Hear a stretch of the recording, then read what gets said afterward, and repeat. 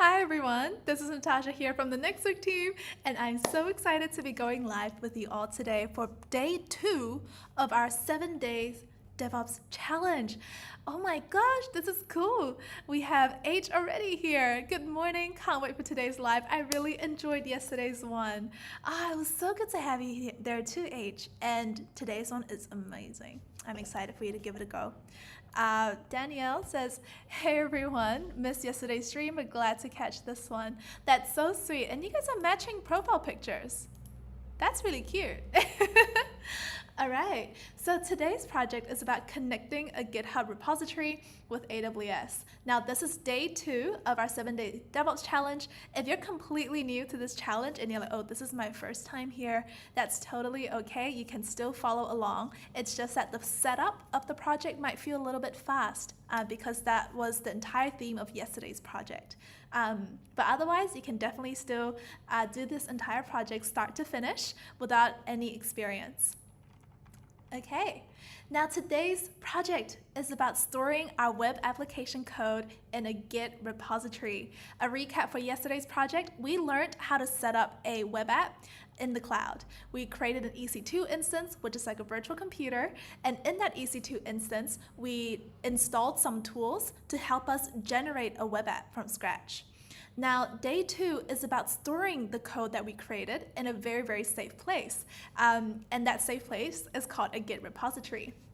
No worries if this is completely new to you. We don't assume any experience in Git or in GitHub or in Git repositories. If you want to know what it means though, in short, Git repositories are essential to a CI/CD pipeline because they store your code safely in the cloud, but also because they're very, very helpful for tracking changes that you make to your code. This is really helpful for team situations. When you're using a shared repository, so let's say myself, H, Danielle, Gangada, Sachin, John, and Vin, imagine if we were all in a project together and we needed to just make sure that everyone is up to date on everyone's changes. If we didn't have a Git repository, it will become extremely hard to try to figure out what someone's done. But a Git repository is almost like a shared Google Drive folder that you can all see live updates on different changes that different people have made. It means handing off code from developing it to trying to deploy it also becomes a lot easier. So in the scheme of our what's it called? Of our 7-day DevOps challenge, we're kind of getting into the middle now of our diagram, all right? It's day 2 out of 7. We're now here in GitHub land. Do we have experience in GitHub? Have we created a GitHub repository before? Share your experience in the chat. Whether or not you've created a GitHub repository, I promise you that there's something new to learn in this project because we're going to learn how to connect that GitHub repository to our AWS EC2 instance, which is slightly different from how you'd usually do it if you were to just use your local computer.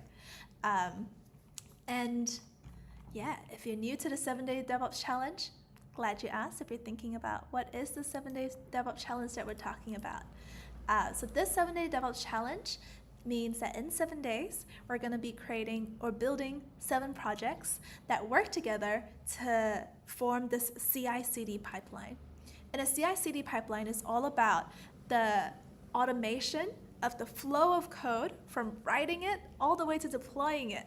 So this is 100% a hands-on challenge. Get ready to write documentation, get ready to show proof of your work, and add all of this into your portfolio along the way. We'll also show you how to do all of that. Cool. Let's get started, yeah? So we've got 3 different modes that you can use for today's project. For every project demo, I like to showcase it in high touch because that's where you get to do every single step together alongside with the most in-depth explanations of all of the concepts. So we're gonna go for high touch. And I'm just gonna make sure I'm not talking too quietly. Let me know if I am. We're gonna go for high touch today and make sure that we complete all of these tasks. These task boxes will pop up throughout this project. Let's make sure we complete all of them so that we can generate some awesome documentation on the other side. Great work, team. Let's get started. So what are we here to do today? All right, today we are here to set up a Git repository for our web apps code. This is project 2 in our 7-day DevOps challenge. By the end of this project, the code that we write for our Java web app will be stored securely in GitHub. All right, so that's us. That's the theme for today's project in one sentence. All done. Okay, big shout out to everyone saying hi. Hi, Nitin. Cool beans. So if you've done day 1 of the 7-day DevOps challenge, your challenge now is to see how long it will take or how short it will take for you to reset up that web app in step 1 of today's project. So a theme that you're going to see throughout the 7-day DevOps challenge is that we really do work off of where we left off in the previous one. So in this case, the previous project was about setting up the web app, and today's project, we need to start by setting up that web app again. There's a lot of repeating. I would like to say it's like just putting your reps for a skill that you're trying to learn. So you're going to notice that we're going to do a lot of the steps that we've done already in the previous project. Since we deleted our resources though, it's absolutely necessary that we do all of this again so that we have our web app. Okay, and in this case, we are launching an EC2 instance. We're going to set up VS Code on our local computer and for VS Code to be connected to that EC2 instance so that we can get inside and generate a web app. Now I'm going to go a little bit quickly on this step for step 1 because we did this all in depth in the previous project. Follow along, see how fast you can do it. Maybe you can beat me to it. I'd love to see you take on the challenge. All right, so in case you don't have it yet, the project guide I have in front of me is in the chat now as well. All right, so I totally recognize that you could be coming into this project in 3 different kinds of lenses. First lens, you have done the first project and you've already deleted all your resources. If that's the case, choose this path. Second, you've done the first project and you happen to actually be doing this project in the same day or just the day after, or you decided, you know what, I'm gonna keep all my resources in my account. In that case, you can head on to the next step if you already have all your resources. Third one is you could be like Danielle in the chat here who's missed yesterday's stream, and maybe you haven't done the first project yet, and then this is where you get the most guidance and the most explanations around the steps that you're about to do to set up your web app. So choose the path that suits you best, and let's get straight into it.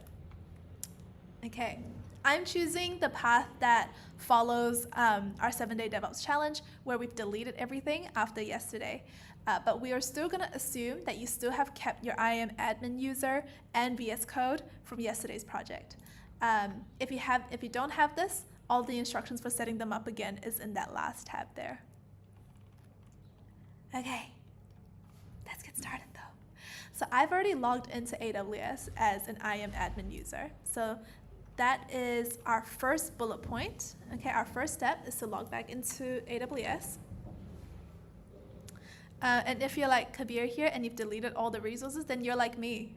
We're just in the same path there, Kabir. Nothing to worry about. Let us know if there's anything you wanna, if you're worried that you've deleted something that you shouldn't have. But we really do assume that aside from your IAM admin user and VS Code, that you've deleted everything as well.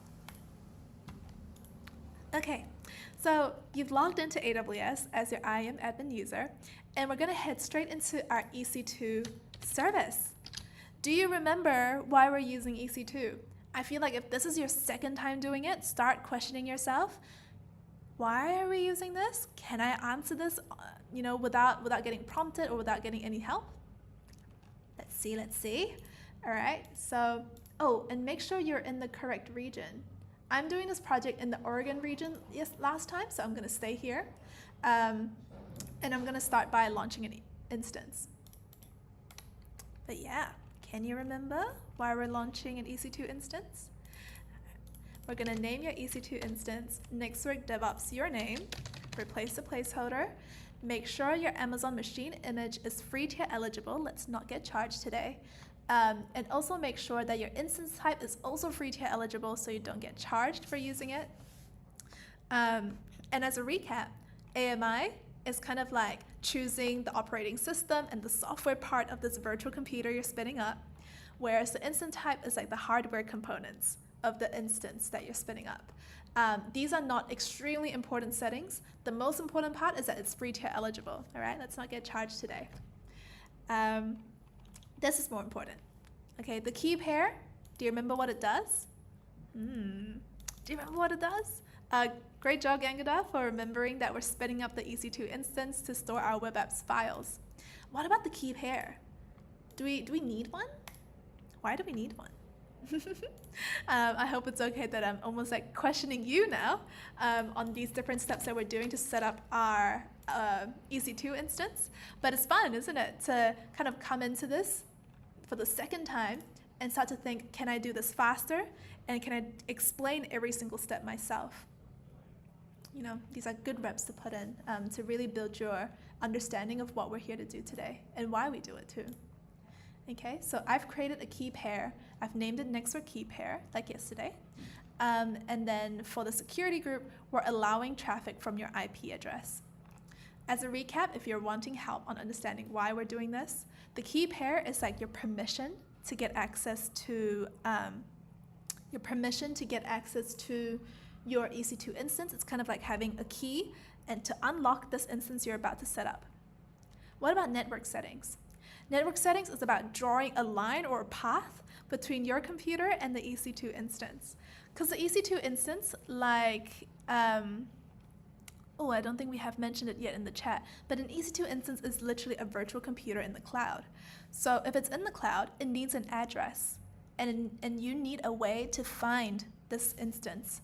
So network settings is about making sure that you and your IP address, the specific IP address, can get connected to this instance that you're launching.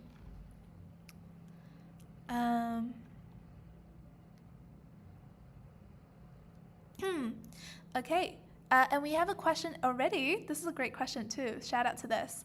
Jyotish says, while stopping the instance, I got this sentence. You will still be billed for associated elastic IP addresses and EBS volumes. I just finished day one and I didn't delete the EC2 instance. Good question. So this is elastic IP addresses and EBS volumes don't come automatically with your EC2 instance. You can actually find out whether or not you have an elastic IP address by going into the sidebar and clicking elastic IP right here, and you can open that in a new tab to see whether you have any elastic IP addresses to be aware of. As you can see, I actually have 4 existing instances in my account but no elastic IPs because again, this is like an optional thing.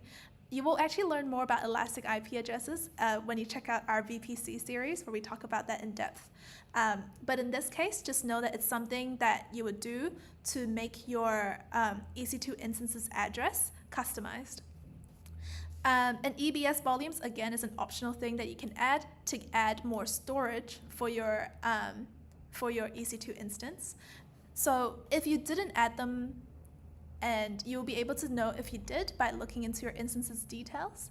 If you don't have them, then you won't get charged for them. I hope that helps, Jyotish. I really, really appreciate these answers here. Very great work from Sachin and Gangadha. It's great to have you guys back as well. So I'm going to go straight into launching that instance now, and off it goes into the world. Yeah, so make sure that if you've created a new key pair, that you also have a key pair file downloaded into your computer. It should be called Nextwork key pair, which is the name of the file that we created, the name of the key pair that we created. So good. Wow, we did that pretty quickly, didn't we? If you remember, it's important that we store our key pair somewhere safe, our private key. So let us go to our desktop, okay? And in your desktop, you should be able to create a new folder there and call it DevOps. And then that's where you can store this private key that you've created by creating a key pair. Now, I appreciate again that this is going a little bit quickly if you're new to this series, so I really highly recommend checking out the first project if you're starting to feel like this is going a bit fast. I promise that this is beginner friendly. I promise that you can do it. Take the time to really go through the steps in detail if you feel lost, and just know if you ever need help, you can always highlight anything in the project guide. Just highlight anything in the project guide and click on this Ask button. And then you can just say, wait, what's an instance, for example? Just ask a question that you might have. And then watch your project guide actually answer that question for you. Oof, damn, this is not a good time to demonstrate that. It might have been on pause for a second there, because it's been going through a bit of maintenance actually. We've been improving the prompt in the background, and I might have just caught it at an awkward time. Of course, this happens live all the time. But for example, you can ask, what's an instance? There you go, and you can see our little ask helper answer that question straight away for you. Okay, but let me get back to the step that I was on. EC2 instance launched. Next step, let's set up VS Code. VS Code should be installed for you if you've already done yesterday's project or the first project of this challenge. So open it up. Let's get into it. Cool. So look at it, looking good, VS Code. Let's start using it to connect to our EC2 instance, right? So our EC2 instance is set up. Our EC2 instance is set up. We have a key to it, and we also have network settings set up so that we should have a pathway to that EC2 instance. What's next for us is to set up the web app. Where are we setting up the web app? Inside the EC2 instance. How are we setting up the web app? Through VS Code, and that's why we have installed VS Code today to become an IDE that makes it easy for us to edit the code inside our web app. So first things first is to connect to the web app. Our local computer currently does not know where our EC2 instance is. It also does not know whether or not we have access to our EC2 instance. So we need to give it those two pieces of information, and then with that, connect to the instance. Connecting to the instance is actually easier than you might think, because you can do it in a single command. One command is all you need. So make sure you have a terminal open. As you can see, I have a terminal, but if you see your VS Code window looking a bit more like this and you can't find it, simply select terminal from your menu window and click on new terminal to open it up. Okay, so this terminal is how we're gonna tell our computer that we want to connect to our EC2 instance. So to connect to the EC2 instance, let's just first make sure that our computer can actually use the private key that we installed. You see how we downloaded that private key that we moved into the DevOps folder? Let's go find that within the terminal. We're gonna say, hey, terminal, can you go to the folder where I've stored my private key? And you can run the command ls if you're using Linux or Mac OS. Or you can change that to dir directory. So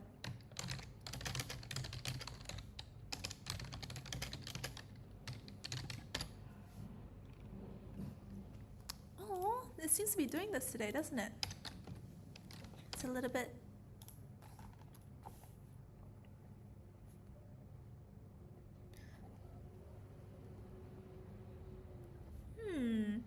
Okay, it's doing its thing today, which is okay. But if you're using Windows, the equivalent command is called dir or directory. I can actually add a blank note to write this. Windows equivalent is called dir. Okay, and once you've navigated in there,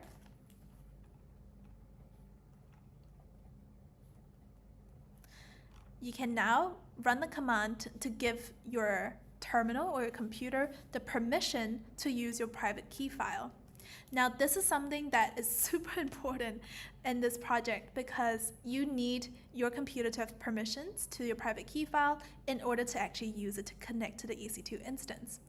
Just for kicks, you know what? Just for fun, why don't I try run our connection command without giving myself permission? I'm gonna pretend I skipped this command today. I'm just gonna say, let's say I didn't do this, and let's say I went straight to trying to connect to my EC2 instance.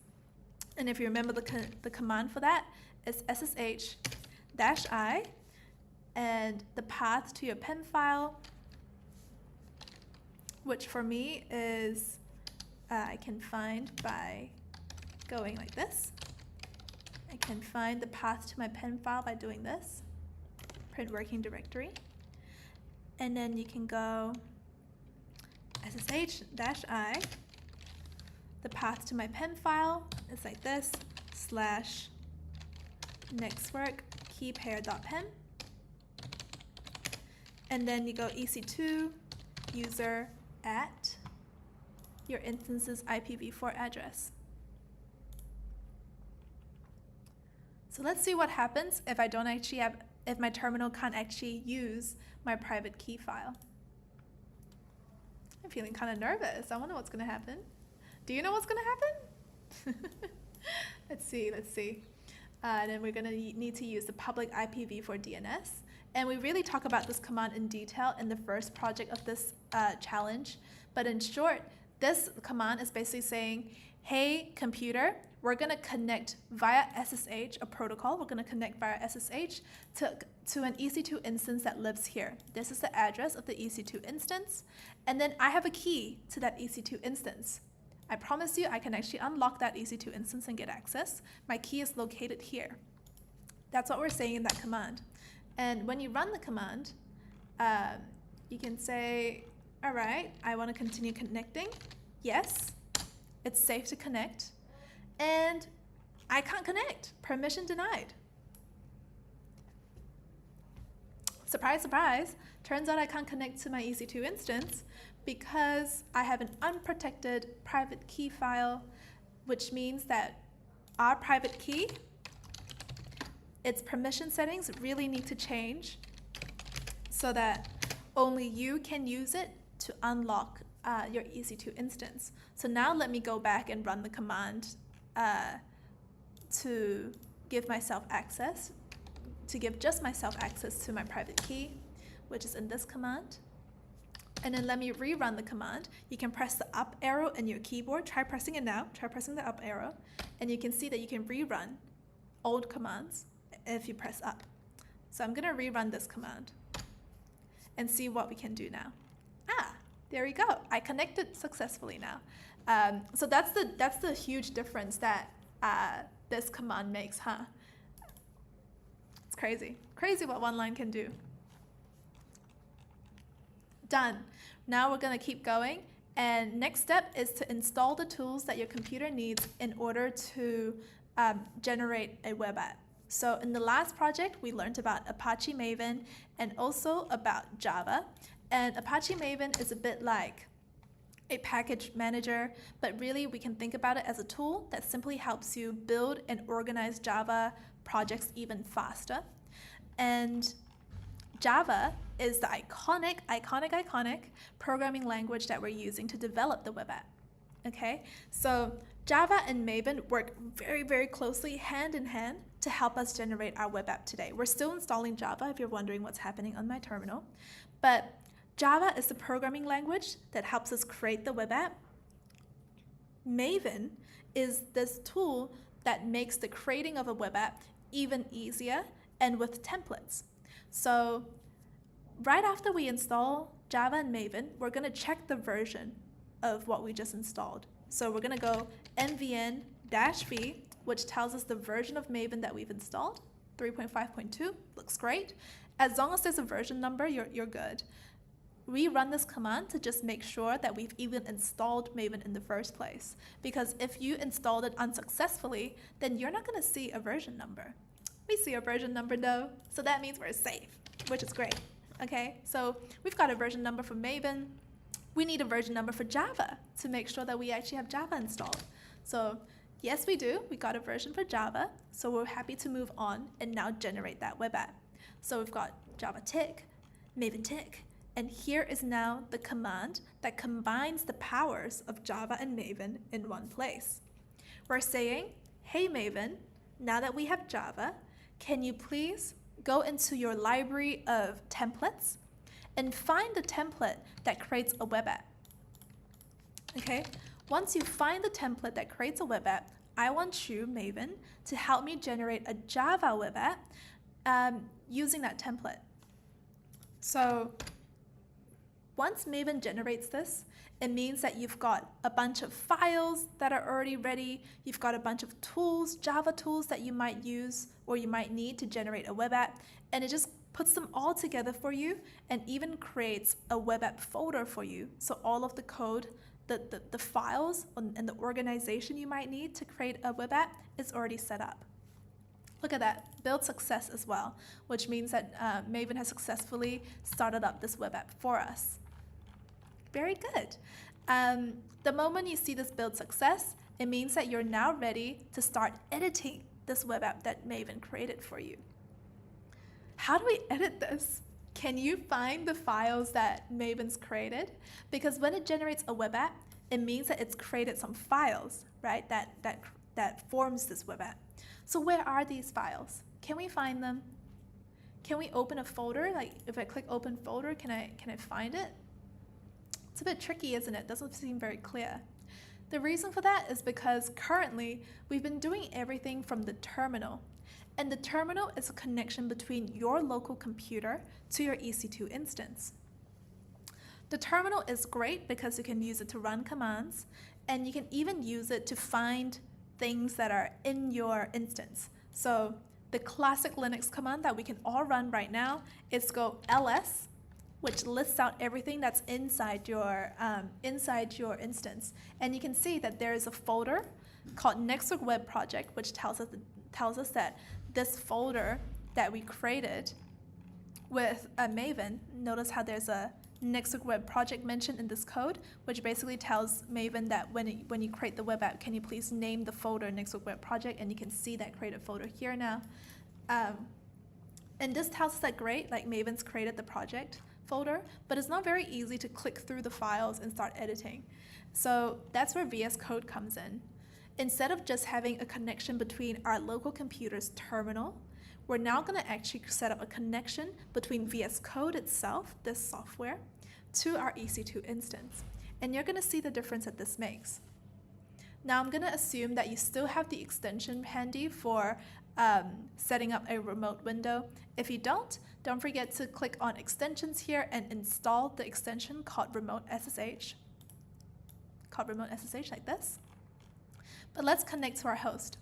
So click here to start setting up this connection between VS Code and your EC2 instance. And then you're gonna click, I'm gonna connect to a host. You know, we're wanting to connect to an EC2 instance. Click on that. And you're gonna see that there's already something in there. Is that the correct one to click on? It's interesting, right? We already have an EC2 instance in here, but if you look closely, you're gonna notice that the numbers are wrong. EC2-18-226-52-77, like this list of numbers is completely different to what we have here. And the reason for this is if you have this list of numbers up top, it means that VS Code has saved the settings from when you did the first project. And in that first project, you connected to another EC2 instance. And those settings are still here. So we don't actually need them because we deleted that instance. We've moved on to a new thing now. We've moved on to a new instance. So we're going to tell VS Code, hey, buddy, thanks so much for saving my settings from yesterday or from whenever you did that first project. I don't actually need that instance anymore, so can we just, let's just switcheroo and use a different EC2 instance?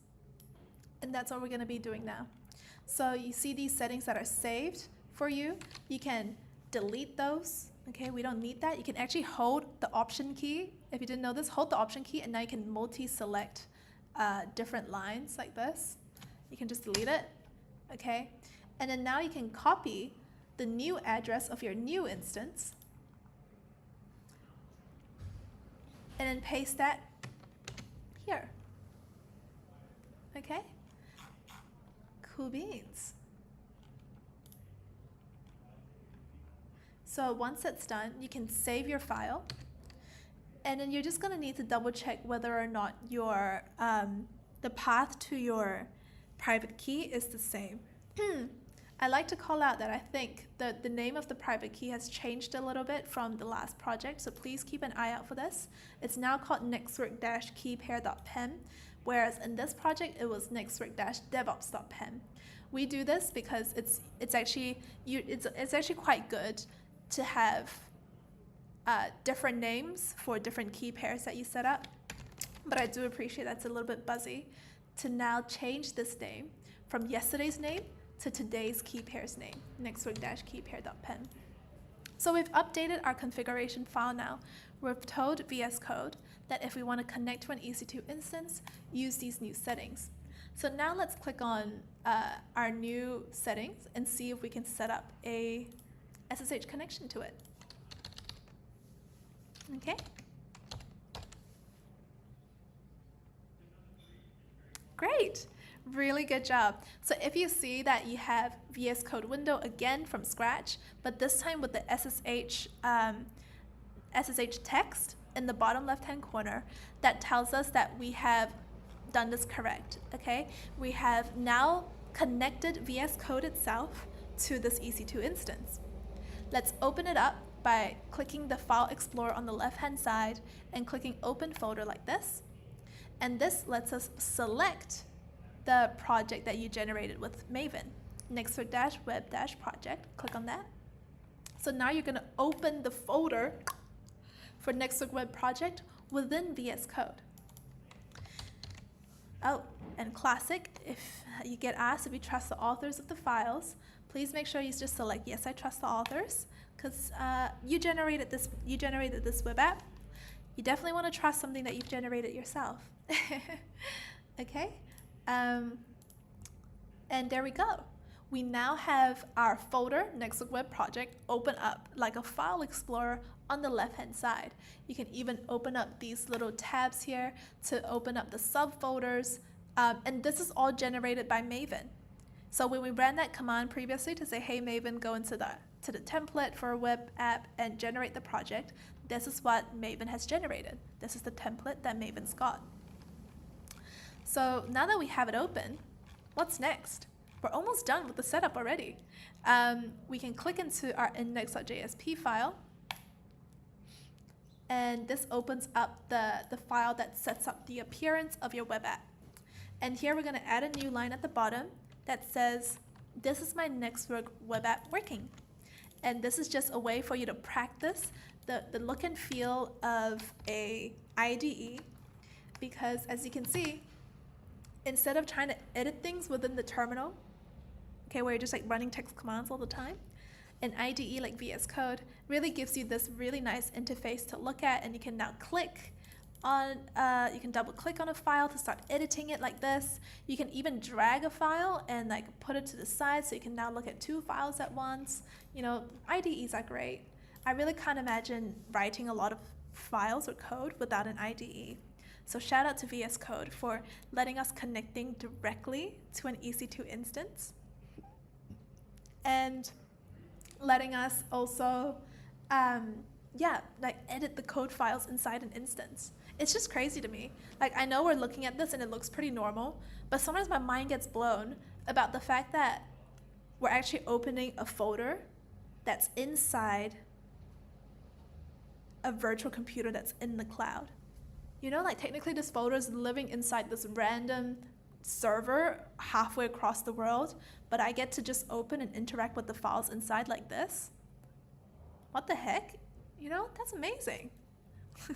That's amazing. Okay. Oh, and a great shout out to everyone that's here. Thank you so much, Tim Timel Studio. I'm very happy to have you here as well. Welcome back. We got Sachin asking a question now. When I click open folder, it opens folder on my system rather than on VS Code. Any idea what could cause that?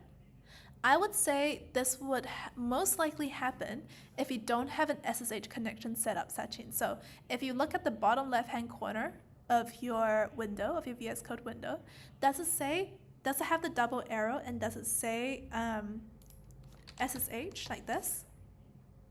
If it doesn't, you might still need to set up that SSH connection to your EC2 instance, or you might be in the wrong VS Code window. You know, that's totally possible, because your old VS Code window is still open. You see how I have two? It's because the old one, where I just opened VS Code without connecting it to the EC2 instance yet, that window is still open for me. So if I were to click open folder here, I too will get an open folder on my system rather than on VS Code.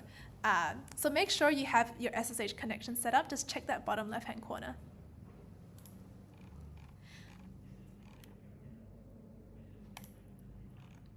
Jyotish says, once I get VS Code connected to the EC2, I got the option to choose between Mac, Linux, and Windows. If I chose Windows, it ran into an error. I tried Mac OS and it worked fine. I don't know if others had this confusion. Ooh, you got to choose between Mac, Linux, and Windows. Is this a window that VS Code lets you pick? Like, how do you want to connect to your EC2 instance?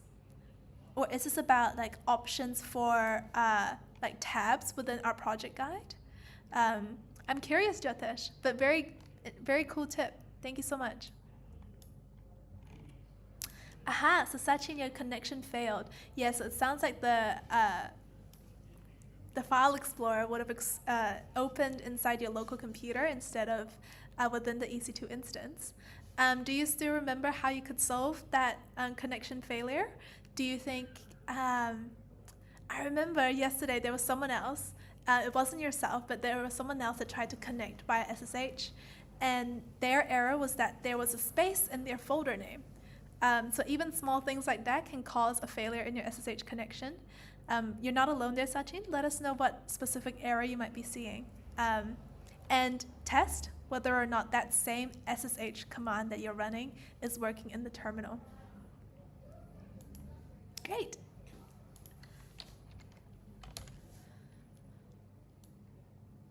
Okay, so we've got our web app files set up. And one last question before we move on. Gangada says, if we copy paste the public IP address of the EC2 instance on the browser, do we get to see the file? Ah, good question. Gangada, no, we don't. You've opened up a very, very good question here, because to explain this fully, you would end up actually talking about one of the other projects in our series. So you're thinking like 3 steps ahead.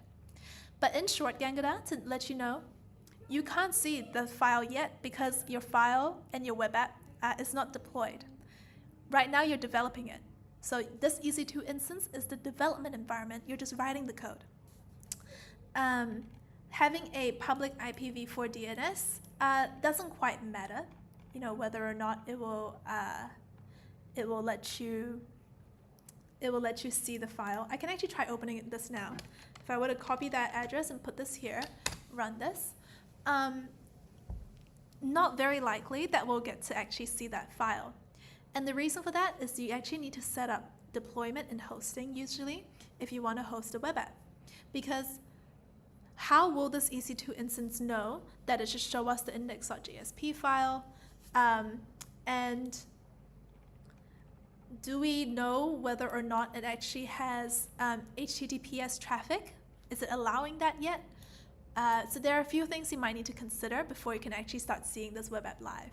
I hope that's okay, Gangada, and I promise you, you will be able to see your web app later in this series.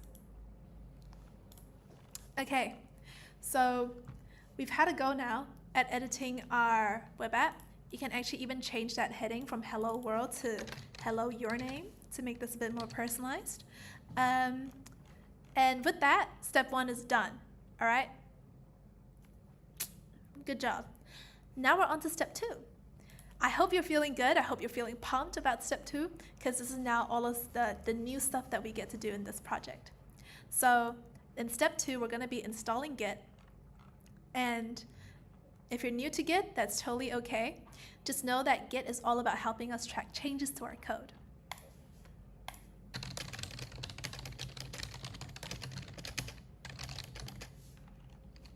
So in this step, we are installing Git. This is a tool that helps us with tracking changes to our code.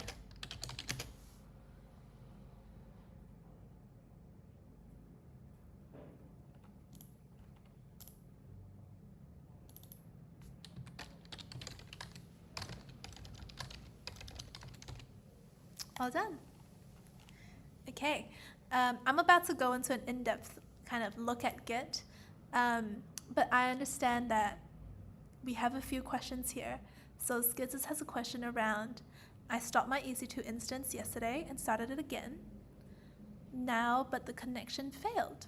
I updated the address in VS Code, made a new key pair, and tried connecting on AWS itself, but no luck. Good question, Skizzers. And I think if you created a new key pair, is that key pair also connected to that EC2 instance?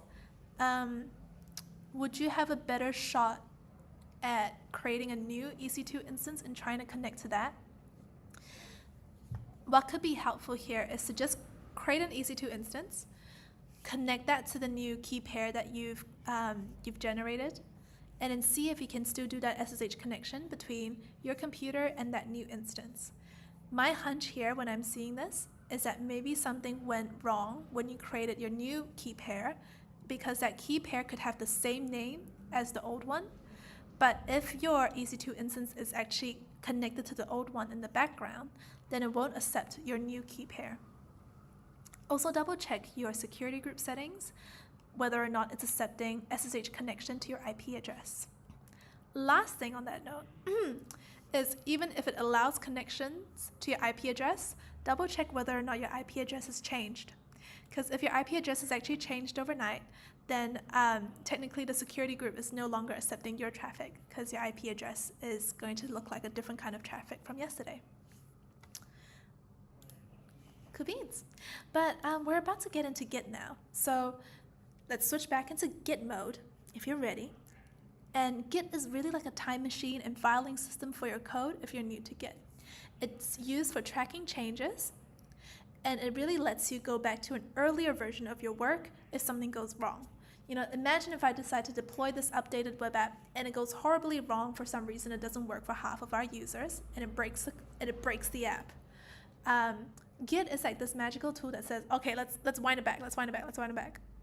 And it lets you actually, what's it called? It lets you actually go back to that older version, and maybe start releasing that older fine version to your users.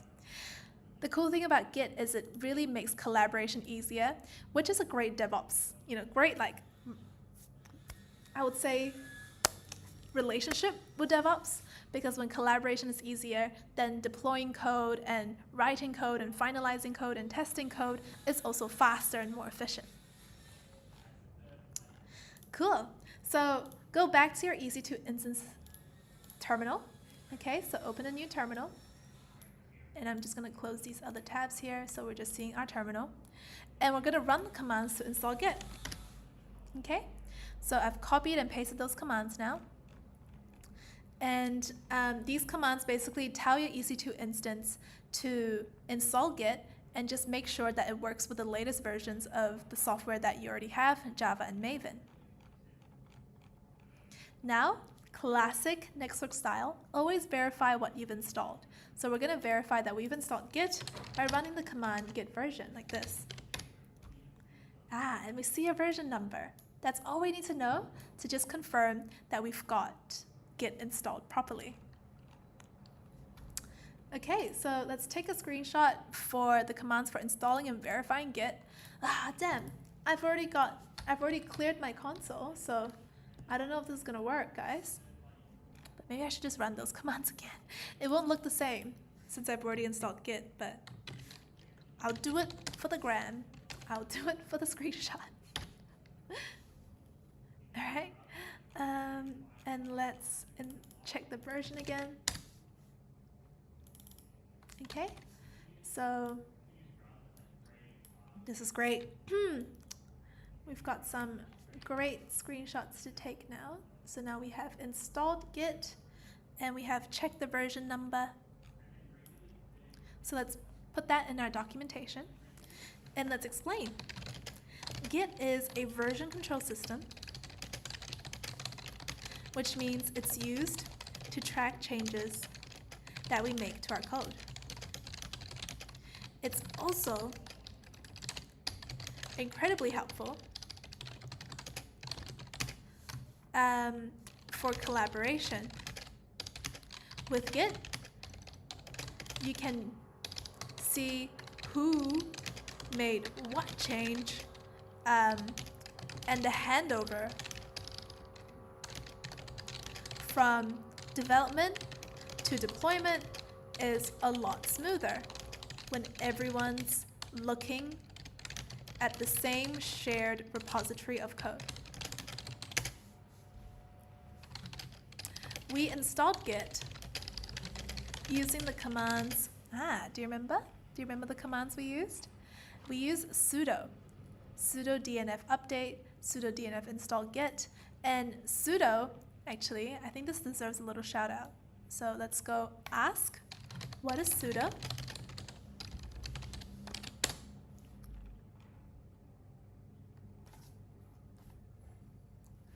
Oof, it's taking a coffee break again. Come back.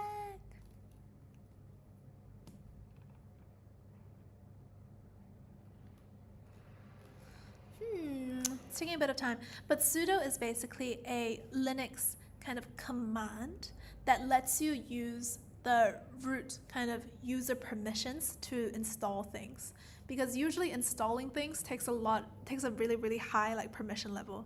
You need to have access to a lot of things. But sudo is basically a command that you can run in Linux, and we're using a Linux instance, so that's why we can all run this command easy. Sudo is basically this command that says we will now assume the permissions of this root user that has all the permissions to do everything, and we're going to use those permissions to install Git. So shout out to sudo, extremely helpful little tool there, and those are the commands we use to install Git.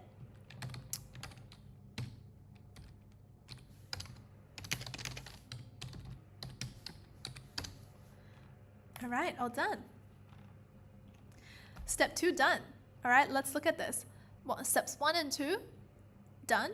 We just have step 3, 4, 5, 6 left, and a little secret mission. I'm really excited. These steps coming up are so much fun. Okay, so let's get into step 3 to set up GitHub. Okay, I noticed we have more questions actually in the chat, so I might just mention this. Skizzes, thanks. Following up on your previous question about connecting to your EC2 instance and no luck. Looks like you're in a new location. That's so true. That absolutely changes your IP address. It's so buzzy. But if you've changed location from yesterday's project, your IP address would change as well. Tim Timol AI Studio says, I deleted my EC2 and I recreated everything today and it was quick. Thanks, Natasha. But today I'm not going to delete this. I'm going to wait for 7 days. I think that's super fair. I think that's super, super fair. Some people love the repetition, because it really forces me to do everything from scratch. I try to do things without any guidance the next time. But if it adds a bit more time and you're time limited, you're like, I don't have that much time in a day to do this project, it makes a lot of sense to just keep your resources. Okay, so now we're going to set up GitHub. A different kind of thing to Git in some ways. In this step, we're setting up GitHub. Do we know what GitHub is? Does everyone have a GitHub account or not yet? We actually assume that you don't have a GitHub account, so no worries if that answer is no, by the way.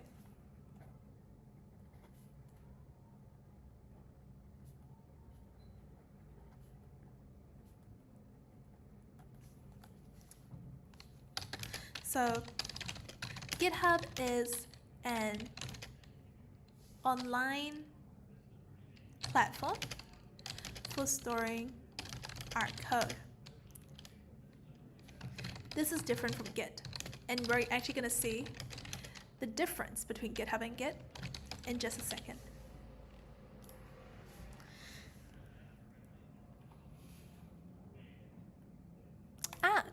Great question as well from Skizzers.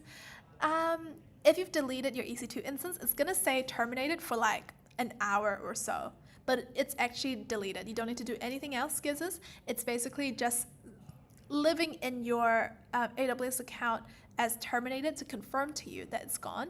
But in an hour from now, when you refresh your EC2 instance page, you're gonna see that instance completely wiped out. It's not even gonna be listed anymore.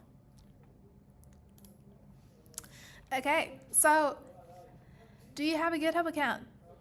If you don't, no worries. Setting up just takes about 5 minutes. Okay, and you can head to GitHub's sign up page, and I'm gonna talk through these steps. I won't demo this live actually, because the last time I demoed this live, I had a few oopsies in the background because of some confusion between my existing account and the new account that I was setting up. So I'm still gonna talk through the steps, so please stay with me here. If you don't have a GitHub account, you can absolutely do this in 5 minutes. It's just like signing up to Facebook, just like signing up to a new email address. It's very, very straightforward. So we have a link to GitHub sign up page here. Click on that, and just know that GitHub is a place for engineers to store and share their code and projects online. It uses Git to manage your project version history, but GitHub and Git are two different things. If GitHub is a platform, Git is kind of like the engine, or like the tool that's running in the background just for project version history. But GitHub adds so much more. It adds the fact that you can collaborate with engineers online. You can add all of these different kinds of comments and see public repositories where people post their code publicly. GitHub adds a lot to Git's like basic features. Okay, but once you've clicked into the GitHub sign up page, please enter your email, your password, your username, and complete these verification tasks. The visual task, by the way, for verification, crashed my computer every single time I did it. So I would recommend going to the audio task if you had the same problem. And before you know it, you've already set up. All you gotta do is just paste this launch code that they send to your email, and then you can log into GitHub once you've verified your email.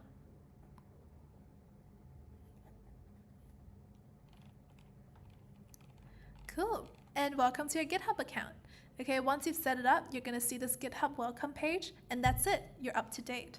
So if you already have a GitHub account, just know that you can switch to this tab, and it skips all of those setup steps for you.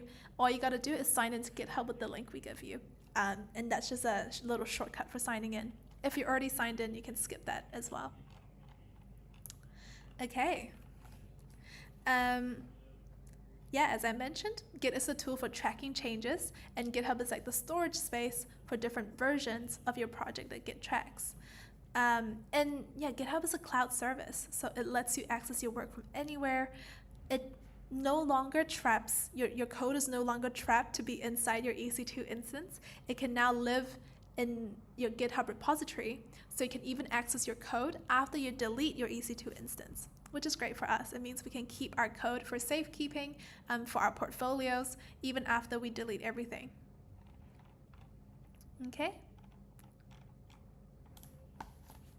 All right, GitHub is a platform that lets us store and share and collaborate on our code. It's called GitHub because it uses Git as the tool for version control, which is one of its main features. But GitHub also adds much more that makes collaboration, seeing public repositories, and managing, I would say, managing multiple repositories much easier.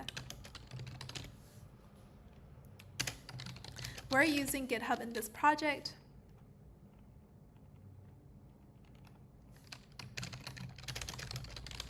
to store our web apps code. Thanks. Okay, all done. So we're now ready to set up a new repository on GitHub. A repository is like a folder that contains all of the project files and their entire version history. So just like how you can set up a Google Drive folder, you can set up a GitHub repository. We're gonna go and set that up for ourselves. And we're gonna go and, oh, I just realized I still need to log into GitHub myself. So I'm gonna click on this link to sign into GitHub.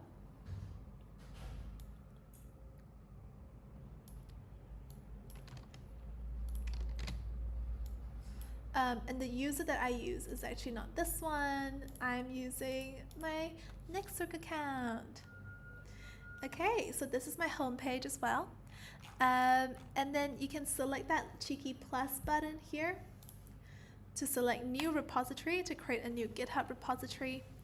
And the repository name, we're gonna match it up to the name of the repository inside GitHub, inside VS Code. What's it called?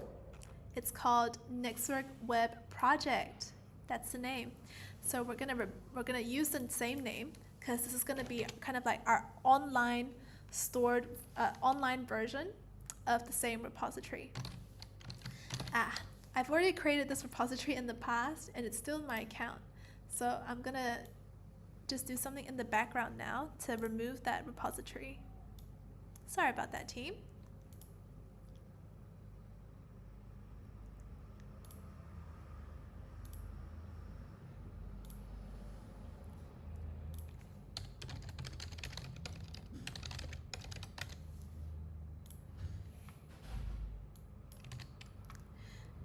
Okay, I should be able to do that now. Let me give that another try.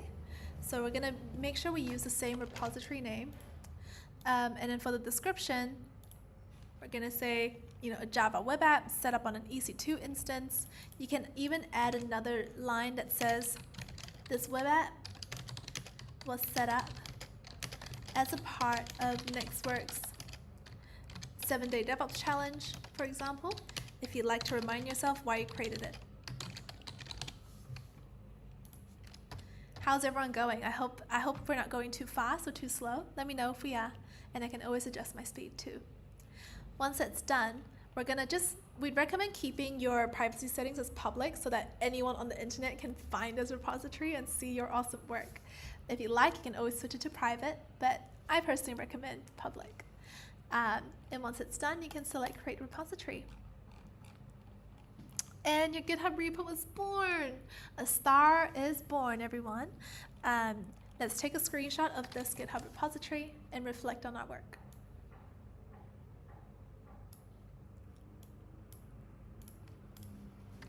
A Git repository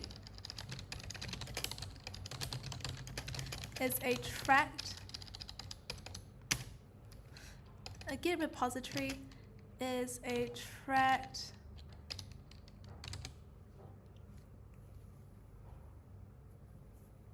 what would you say?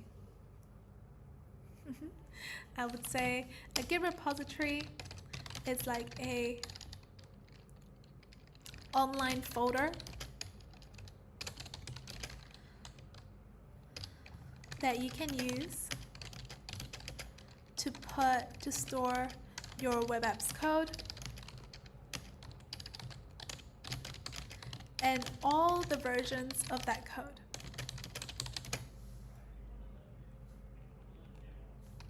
Think of it as the go-to place for all the code and updates and changes related to a specific project. Great. So step 4, we're gonna commit and push our changes to GitHub. Now we have a place in the cloud that's ready to store our code and it's ready to track the changes we make. That's exciting, isn't it? Look at that. We already have a GitHub repository. Things are feeling real. It's feeling really real. But this folder, the storage folder you created, your GitHub repo, it's kind of like just sitting there waiting for your code. It's like, I'm ready to store and track your changes, by the way. Where's the code? Give it to me. Your GitHub repo doesn't know where your code lives at the moment. So what we need to do next is connect our GitHub repository with our web app code. And where is that web app code? It's in our EC2 instance. So this is where we really start to connect our AWS environment with GitHub, because now GitHub is going to be connected to all of the changes that we make within our EC2 instance, which is a pretty fun moment, I have to say. I love that moment. Okay, so if you're ready, let's mention what we're doing in this step and let's get going. In this step, we are connecting our local web app code files to our GitHub repository. This contains two mini steps within. First, we need to set up something called a local Git repo.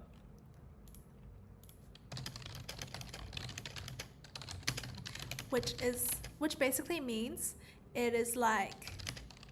which is like using Git just locally in our computer first.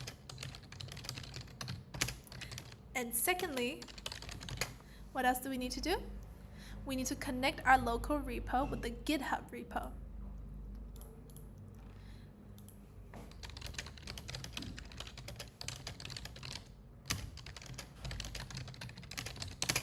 So what that does is we're going to start tracking changes locally in our own computer just using Git. We're not going to introduce GitHub yet. So first part, let's just use Git ourselves. And in second part, we're going to connect our local repository with the GitHub repository, this one that we see here. So there's two different things that we need to do here. But it actually just comes down to like 2 or 3 commands. So it's not too intimidating. All we got to do is go back to our VS Code window first, and this brings us back. This brings us back to our EC2 instance. Make sure you're actually still connected to that EC2 instance. Sometimes the connection times out, but for our case, we're still connected. If you're timed out, all you got to do is go back to your main VS Code window and maybe just select connect to host and connect to it again. But in our case, I'm still connected, so I can just run pwd to confirm where I'm at. And I'm here. We're inside the Network Web project folder. And if you're new to this, pwd is a command called print working directory, by the way. It just asks your server, where am I right now? And it asks your server to tell you the exact folder that you're in within the terminal. So now, this is the first mini step we're going to do. We're going to tell Git we'd like to start using Git inside this folder. We're going to run the command called git init. Git init. So let's run git init. So funny.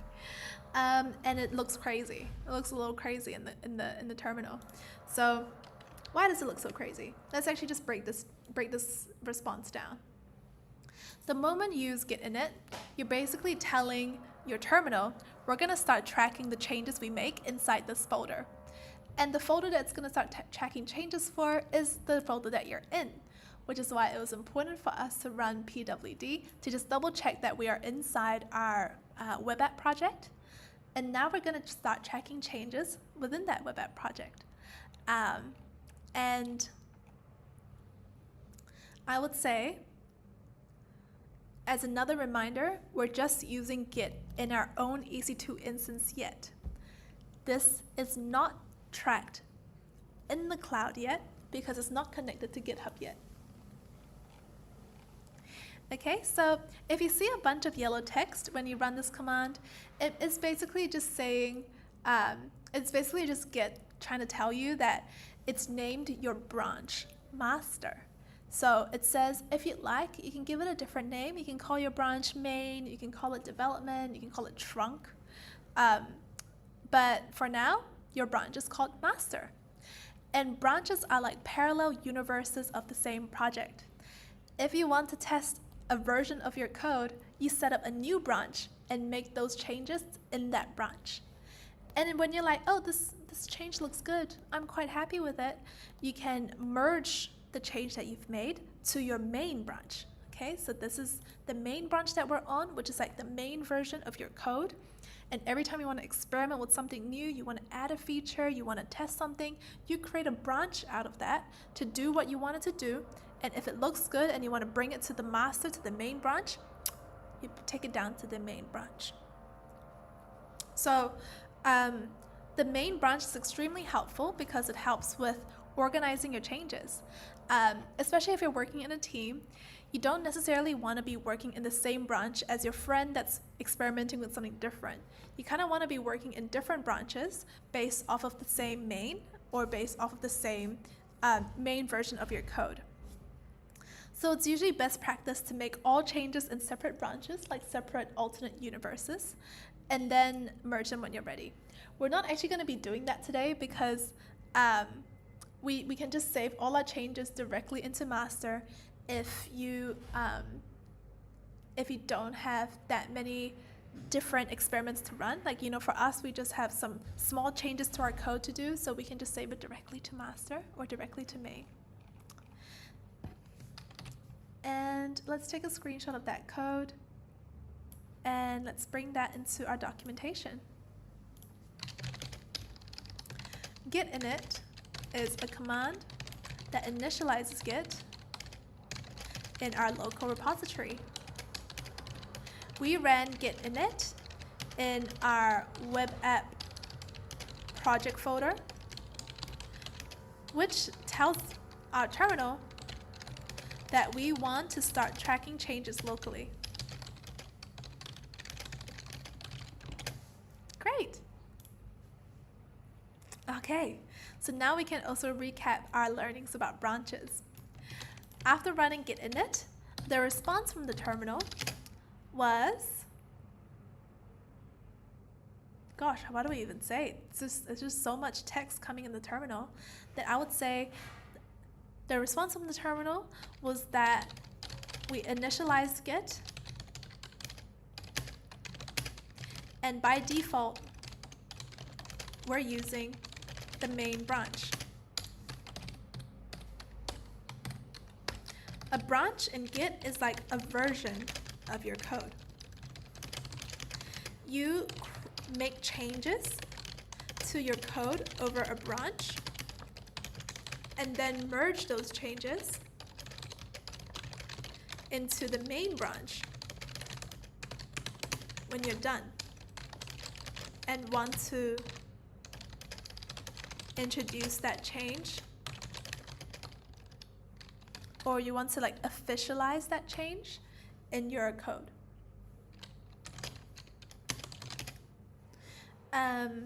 I totally understand if this is your first time looking at Git and branches, it might feel a little like what's going on, just flies over sometimes. That was me when I first learned about Git. But you can just really think about a branch as a copy of the main version of your code, and you make changes to that copy that you have, and once you're happy with the changes that you've made, you can merge them and you can like almost combine those two universes so that even your main version now has all of the changes that you made in that alternate universe. The more you, honestly, this is probably something that's best done with hands-on practice. So let's actually jump more into the hands-on side, and let's copy the URL that's here in our GitHub repository. Copy that so it's in your clipboard now. And once you've copied it, we're gonna tell GitHub that we're gonna make this repository our remote origin. So here's the command we're gonna run. We're gonna say,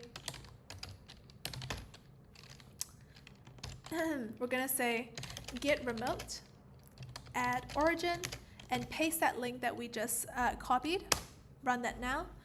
And there's no response right now from the terminal, but you can actually check by running git remote -v, which confirms to us that we've just set up a remote origin.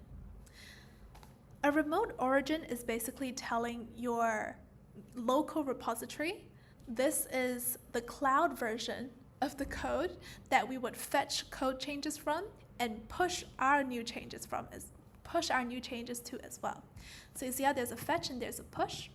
So we're basically telling our local Git repository that's already tracking changes to say, hey, from time to time, when I say git pull, I want you to fetch any changes that's been made to the cloud version of the code. Because if you're collaborating with someone might just be pushing and like updating your main code base all the time. And you might not be aware of it because you're busy working in the local version of your repository, and that local version doesn't automatically update all of these changes. That's the one difference between GitHub and Google Docs, because in Google Docs, you see all those changes like as they literally type it out, like full stop, space, new line. Like you see those changes live in your version of the document, but that's not the case in GitHub. In GitHub, you're still working on your version of the code, and you simply, when you merge it or when you pull it, you're getting all the updates at once. Okay, so you're always seeing just your version until you tell Git you're ready to see the new changes that's been done by someone else. So because of that, you have something called a fetch, which is the source of where GitHub is going to look for changes if you ever ask to merge with the main branch of your code repository. And you also have a push origin, which basically says if you make changes to the code and you want the main version to update to reflect those changes that you made, you push that code to the repository that lives here too. Okay, I hope that's okay. Does that make sense? Let me know in the chat. Gangara has asked a good question. Master and main branch both are the same. It's really just naming conventions. So if someone says, oh yeah, I have this in my master branch, it's like saying the same thing as this is my main branch. Usually people like to rename their main branch to master just out of habit, but there's no true difference there. Cool. So we've got a remote origin now, and to just recap this, in short, this command is a key command that connects our local repository with what's in the cloud. Okay, so really glad we ran this command, because otherwise our local repository wouldn't know where our GitHub repository lives. Or basically, this command basically tells our local repository, yeah, this is where the GitHub repository is. Okay, so we've got our fetch and our push origin sorted. This tells us that if we've made changes to our local repository, we can add those changes and push that into GitHub. Since we have the push origin set up, so let's just run the command for that now. Let's just run the command for git add, like this. And that stages the changes, which tells Git that I'm ready to put my modify files for review and submit them for saving. Then when you review them, after you review them, you can actually click on this little icon here that says source control. Oh, I don't think it's showing here. Oh, I don't think it's showing here. Maybe it'll show later. But you can actually use, after you've reviewed your changes, you can run the command called git commit to save those changes. So you save it by looking at git commit-m updated index.jsp with new content. Let's say we've made that change. Okay, and once that's done, you can run this command that says push origin master. Okay, I know we're going a little bit faster now, but just as a heads up, what we're seeing here is the response from the terminal when we try to save our changes. It's telling us that it has noticed that we have these changes in our repository, so it's going to save that you've made these changes. But all this here is basically telling us about how we need to set up a name and email address for our Git username and Git hostname. We're not going to care about this for now. It's not too important. We're still going to deal with it by the end of this project, though. Okay, but what's more important is that we push our code. So we've staged it, we've committed it, and now we're going to push it. Stage is like review the code changes. Commit is like saving what changes you've made, and now pushing is like making those changes pushed up to the GitHub repository so that you can see those changes here too. So let's push it up like this. And it's now asking us for our username. All right, so we're going to type in our username in a second, and we'll just quickly recap this first. Okay, so the first command that we ran just now was git add dot, which adds our changes to a staging area. A staging area in Git is like the place to review all changes made to the code, so you can decide what changes you'd like to save.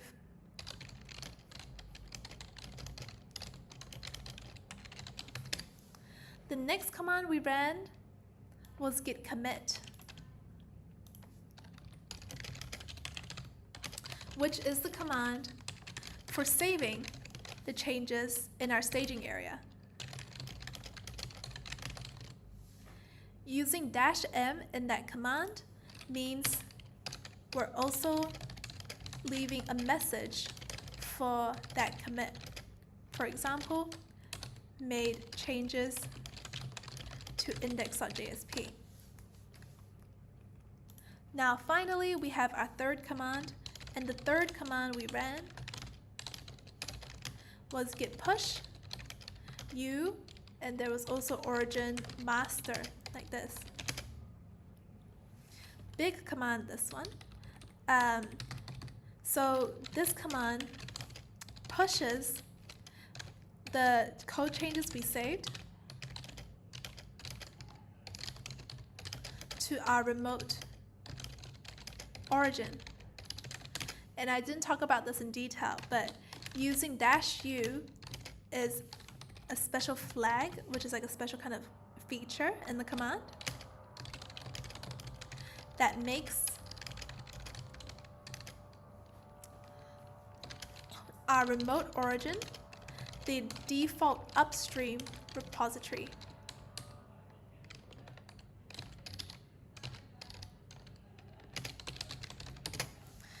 If you're thinking, what does that mean? By using -u, you're setting an upstream for your local branch, which means you're telling Git to remember to push to master by default next time.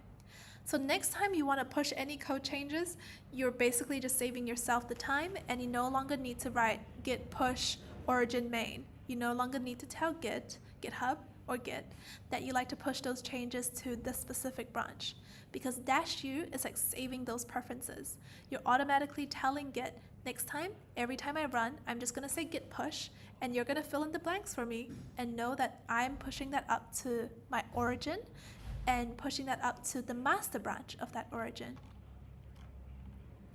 So -u is a special flag that makes our remote origin the default upstream repository. Next time we have changes we want to push, we simply run git push and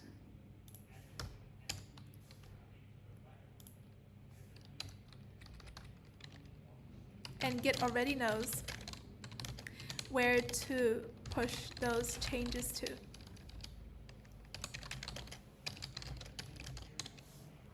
Okay, all done. Okay, so we're so close, but we can't actually push our changes to GitHub yet because GitHub now wants to know a username. So Git wants to double check whether or not we actually have the credentials or the rights to push those changes, which is why I asked for a username and a password. It wants to log you in to Git basically over this terminal, because not everyone should be able to just push changes to your repository. Imagine if I found the URL to like Skizzer's or Gangadar's or TimTimO's repository and I just randomly started pushing code changes. That is extremely unsafe and extremely disruptive. So now before Git lets you push a change, it needs to authenticate you first. So let's try to authenticate ourselves by putting in our GitHub username. To find your GitHub username, you can just click here, your profile icon, and just copy that. That is your profile. That is your username. And then you can type in your password for GitHub. So I'm gonna use my password for GitHub and I'm gonna type that in. Now, just as a heads up, usually you don't see anything show up in the terminal as you type your password. It's gonna see like I'm typing and you're not gonna see anything. And the reason for that is because it wants to protect the things that you enter, so it doesn't show anything. It just hides all of your input. But actually there is still something getting entered. Okay, so press enter when you're done. And you're gonna see that we've got an error today. It doesn't mean your password was incorrect, okay, if you run into an error. It simply says that support for password authentication was already removed in 2021. They already stopped accepting passwords as a form of authentication in 2021. So what's happening here is the fact that there are simply too many security risks and passwords can get intercepted over the internet. So GitHub was just like, all right, pack it up, guys. No more password authentication. We're only going to accept more secure ways of connecting. So a great secure way for connecting is to use a personal access token. And let's have a look at that now.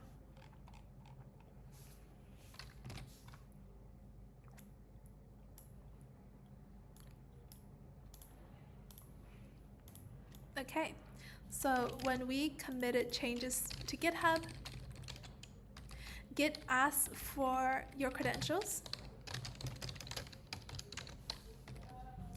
because, why is that? Because it needs to authenticate you.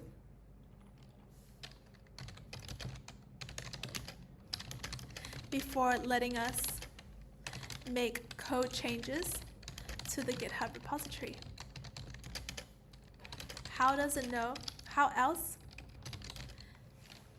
It needs to do this to know that you have the right to change the code.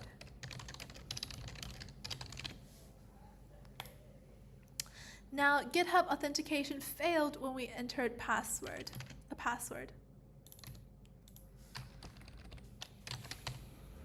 Because password authentication was already removed in 2021. There are too many security risks associated with entering a password over the terminal to GitHub. So more secure ways are now available.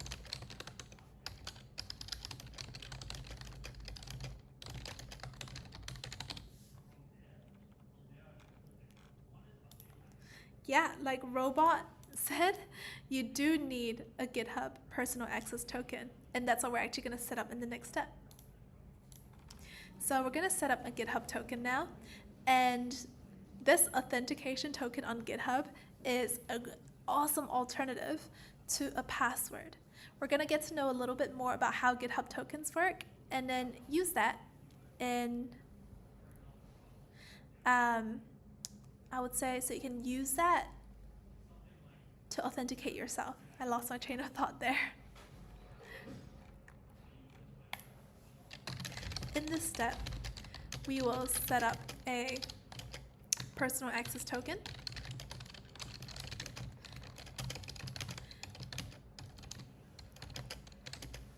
To use as an alternative form of authentication to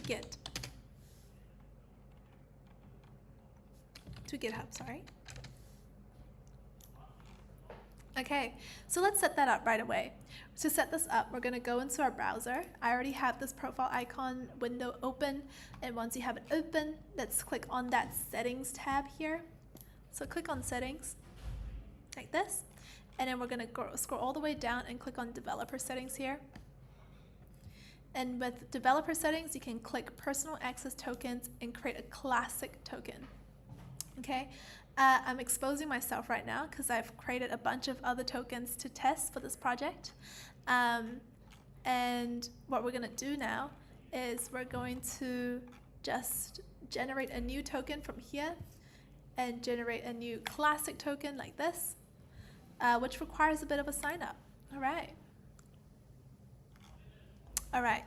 So once you have generated it, you can create a note for that token to remind yourself why you created it.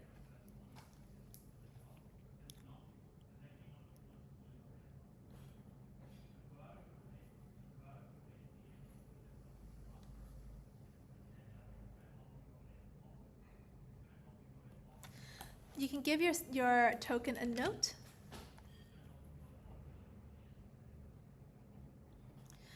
In this case, we generated this token so that our EC2 instance can access our GitHub repository, and you can say we created this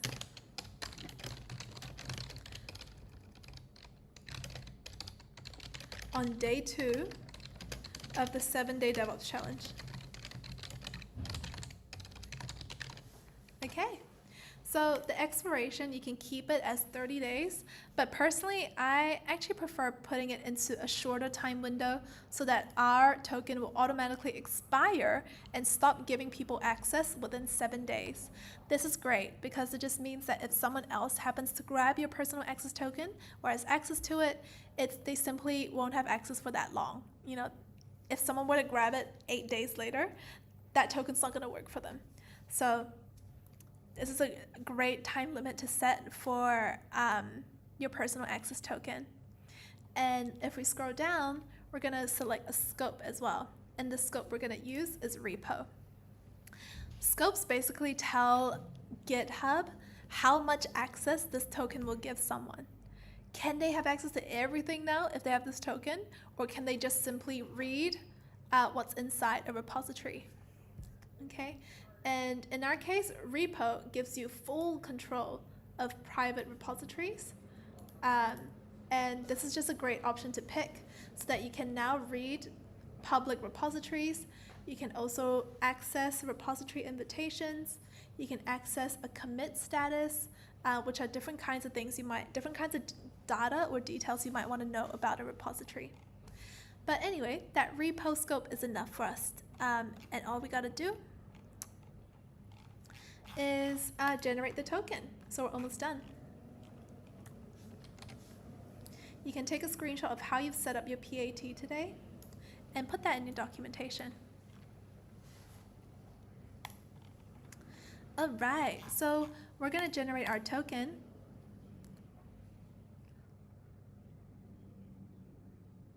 And ta-da, your token is created. So we've got a token here that basically tells us that you have a new authentication kind of password to your GitHub repository. I'm going to be deleting this token right after this for security because usually you do not expose your token to someone else. Okay, so I'm going to say a GitHub token.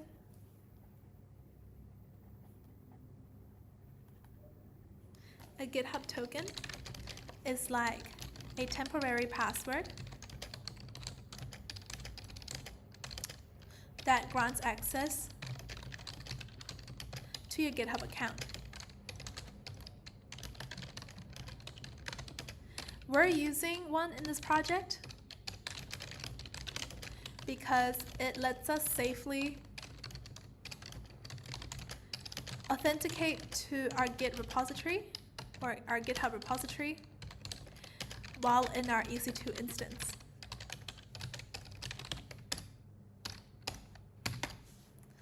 All right, and we could set up a GitHub token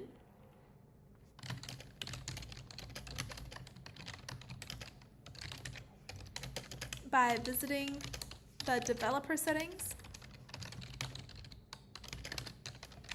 in GitHub, and we set one up that expires in 7 days and only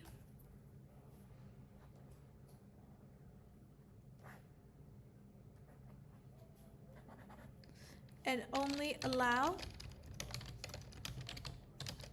permissions to repositories. Awesome stuff. So let's select done to finish that. And when that's done, oh, for a robot asking what's the Notes app pop-up thing, is this the Notes app you're thinking of? I'm writing all of this in the Nextwork platform. So I'd highly recommend checking it out. I'm gonna paste that in the chat here. Check it out. I hope you get to use this project guide as well. Okay, so now that we have a personal access token, we can go back to our VS Code terminal and run that same command for trying to push our code into GitHub. So let's go back to our terminal and rerun that command for pushing our code to our GitHub repository. So I'm going to press enter, and the username again stays the same. So use that same username. But now for password, stop right there. Paste in your token. This is now your password, your temporary password. It's no longer your usual GitHub password, okay? So paste that. You're not gonna see anything show up in the terminal again. Okay, it's gonna look like nothing's showing up, but it's actually been pasted. They're just protecting the output for your security, okay? And once you've pasted it, you can press enter. And ta-da, look at that. So this output is basically telling us that your push was successful, because these are the steps for pushing code changes into a GitHub repository. You know, the progress goes from transferring objects, telling you how many objects were changed or updated. In our case, we have 9 because it's a combination of all of these files, 1, 2, and I think there's one more, 1, 2, 3. But there's also these folders, so 4, 5, 6, 7, 8, 9.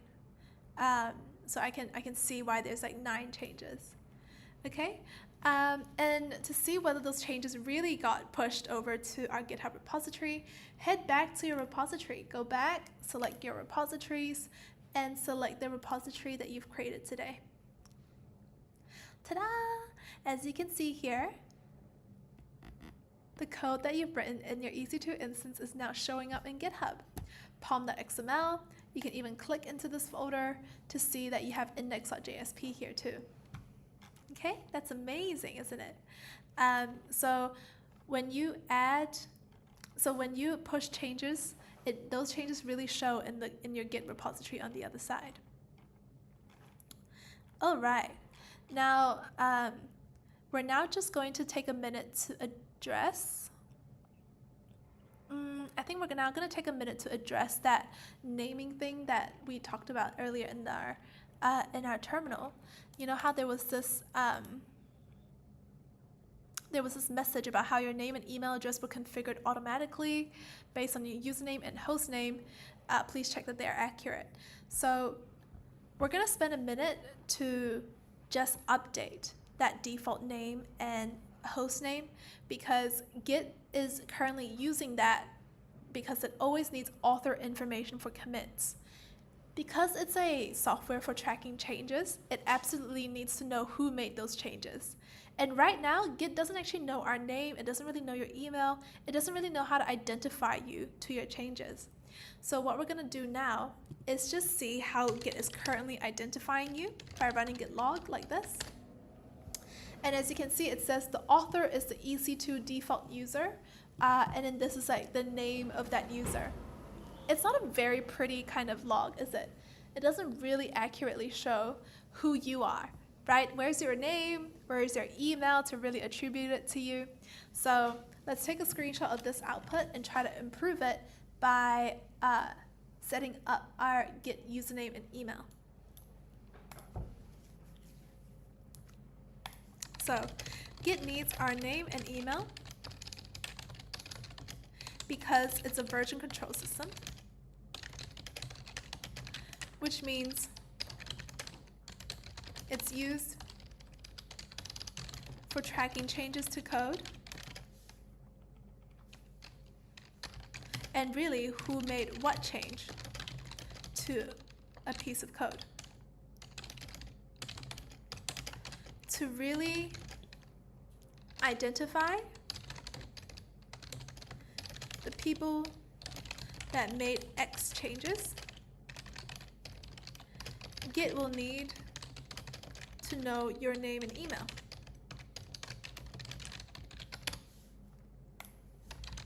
Running git log showed us that by default, Git is saving our details or our name.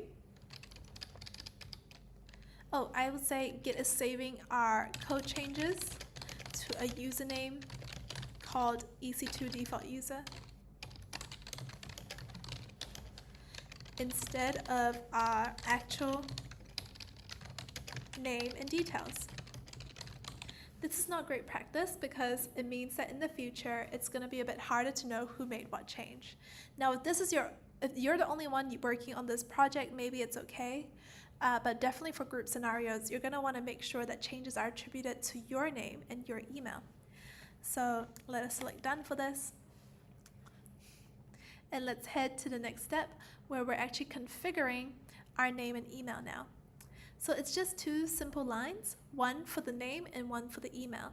So let's do the one for the name first. It's called git config -- global, which means it's a global variable so that all different repositories or all different levels of this repository is using that same username. And that username for your example can be your name. Next one is the email. So git config -- global user email can be something that's like it can be any email. It doesn't need to be a real email if you don't want it to be. But this again is simply just for attributing changes to you. So you would go example, for example, at gmail.com is great as an example. And then nice work. You know what that does is that it sets up your local Git identity. So now Git can associate your changes in the local repo to your name and your email. This setup is truly best practice for keeping a clear history of who made the changes. And we're going to do this final step now, which is called your second commit, which lets us learn how to make new changes to our web app and push those new changes again. So in this step, we're going to make new changes to our web app and push those changes to our GitHub repository.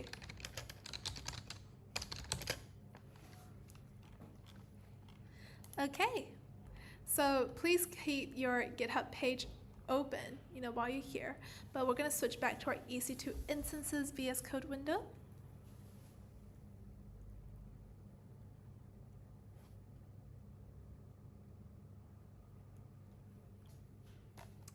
And over here, we're going to use the File Explorer to open up index.jsp.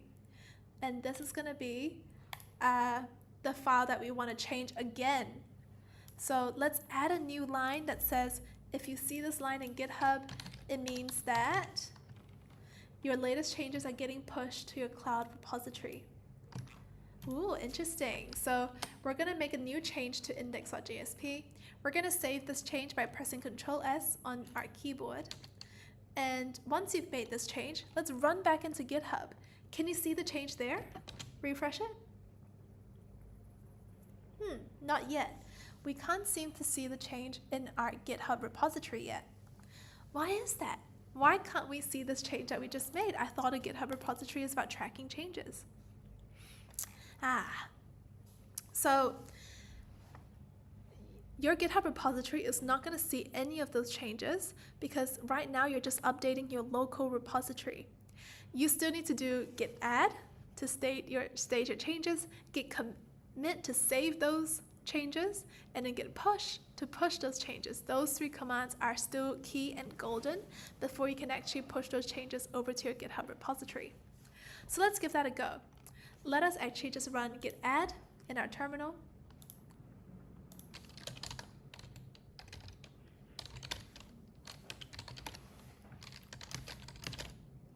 Okay, and we've staged the changes. And now we're gonna run a command called git diff staged to help us look at what changes have been staged. If you were thinking, oh, like what's the point of git add? You know, what's the point of staging? What's the point of reviewing? This is the point. It's the fact that you can actually run commands like git diff to have a good understanding of what you're adding to your code. And in this case, it's very, very good at showing us that we have a new line that we need to commit there. So that's git diff staged for you. Okay, and I wonder if my source control is working now. Okay, not yet. It doesn't seem like source control is working at the moment on VS Code, but that's okay. What we can do next is now that we see that we have this change that we can push, let's save that change. We're gonna say, yeah, we actually wanna save that change. And then we push the change as well. Aha! You might need to enter your username and your password one more time to complete that push. Okay, so if that's the case for you, just know that it's totally fair if you feel like this is frustrating. You're like, I don't want to enter my username and password every single time I push my code. So this is because HTTPS is stateless, which means that this protocol doesn't remember your credentials for security reasons. Every time you pull or push to your GitHub repository, it's going to ask for your details. But you know what? What you can do is use this little command called git config global credential helper store. And this is a command that helps you with saving the username and token so that you don't need to type it out again and again.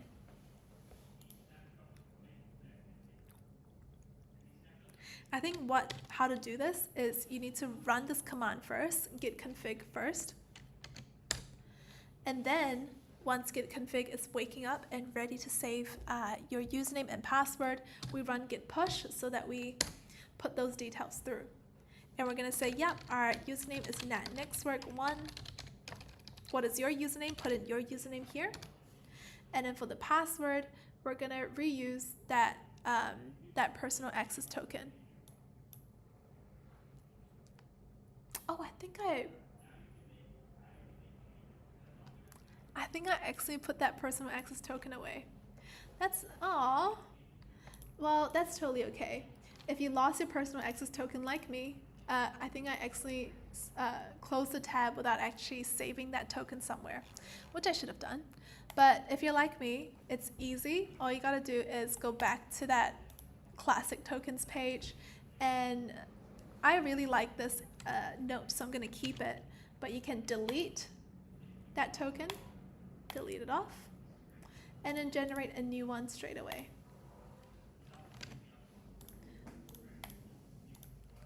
Okay, so I've generated a new token now, and I'm gonna copy it this time, and I'm gonna put that as my password. Enter, and off it goes. It actually works still. So I've just run git push using a completely new password, new token, but it still works right away, which is awesome. So let's take a screenshot of us going back to our index.jsp file, and let's see if we can actually see those changes now. Amazing. Yeah, we can.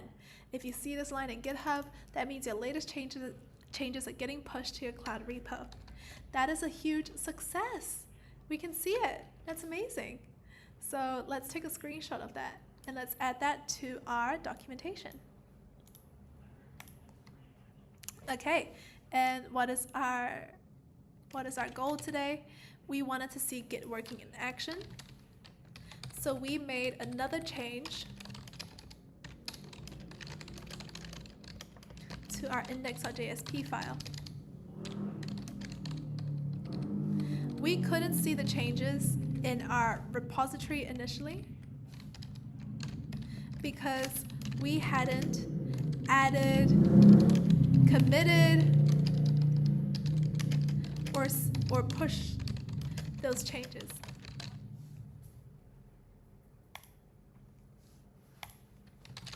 We finally saw the changes in our GitHub repo after running the same 3 commands.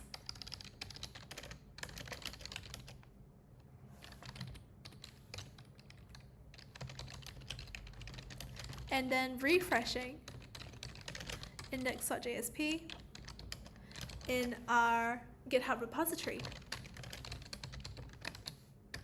Okay, very good. All done. Wow, look at that. So that's our introduction to GitHub finished. Congratulations to you. You've just finished project 2 of our 7-day DevOps challenge. I was so in flow that I honestly lost track of the fact that that was our last step. That was just so much fun. It's great to finally see changes that you make in your EC2 instance in VS Code suddenly get shown in a completely different place in the cloud. You know, the power of the cloud, huh?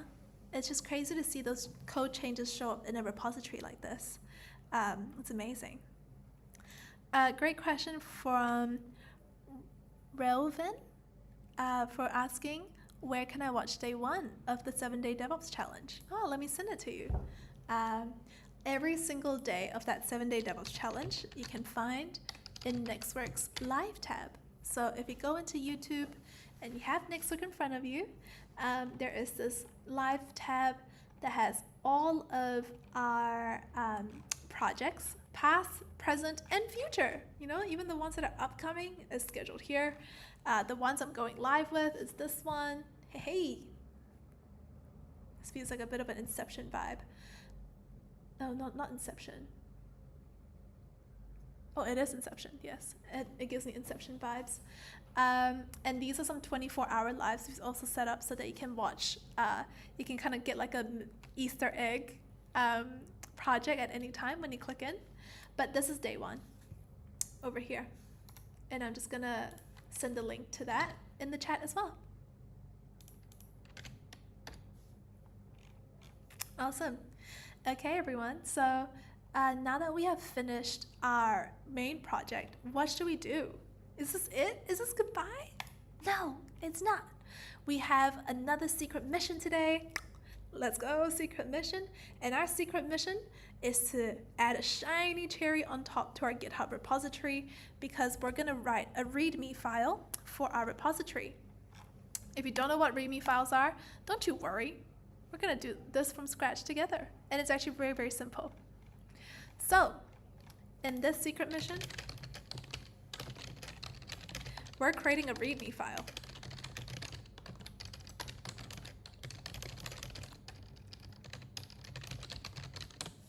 All right. So back to VS Code, let's make sure we're still in this window that's with that remote SSH connection to our EC2 instance. Do you see that remote SSH connection? Okay, verify that it still says SSH in the bottom left. And in our terminal, let's also make sure that we are in the right place in the terminal, in the right repository. So print working directory again, pwd. And that confirms that you're still at the root of your repository, which is good news because we're going to add a README file. So let's run the command touch README like this. And let's go .md, which means it's a markdown file. Run that, and that creates a new file at the root. You can even open up your file explorer now, and you can see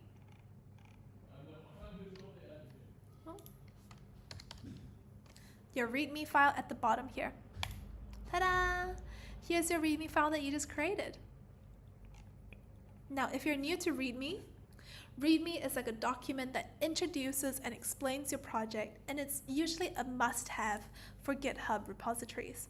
It talks about what does your project do, how do you set it up, how do you use it. It's a great way to introduce anyone visiting your project, and great for documentation as well.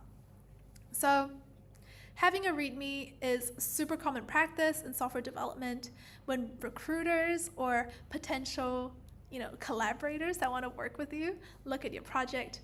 A well-organized README can really boost their impression of your work and showcase your documentation skills. So yeah, big shout out to everyone that's excited about this secret mission too.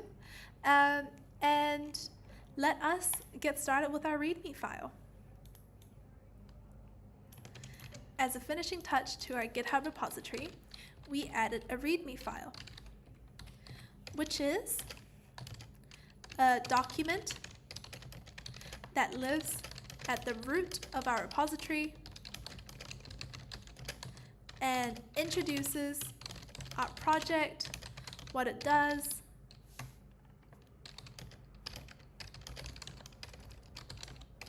how to use it, etc. We added a README file.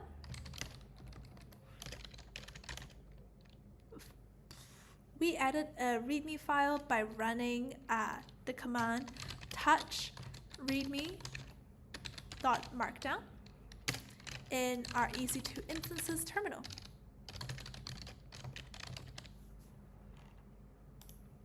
All done. Whew, we've got a template for a README for you prepared, so you can copy this template and put that into your README markdown like this. And here we are. Markdown might look like a bunch of code, but Markdown is actually more like a text language instead of like a programming language. Markdown is a way for you to define whether or not something should be a header, whether something should be bolded, italicized, a URL, all with symbols instead of trying to use like Command K to hyperlink something or Command B to bold something. You're using text indicators of how you want to format your text. So in this case, you have a hash for a big heading, you have a BR for a break line, and then you also have a dash for bullet points, and then you have things like brackets for hyperlinks. So I know Markdown takes a little bit of time to really get used to. So we have a quick Markdown cheat sheet for you that you can use here to really get to know the different kinds of Markdown options that you have.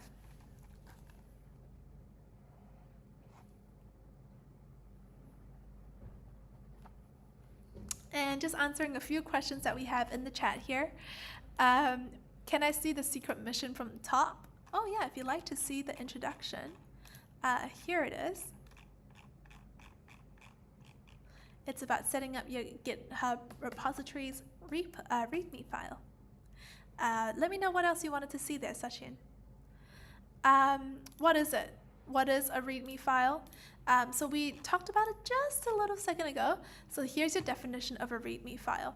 It's truly a document that introduces and explains your project.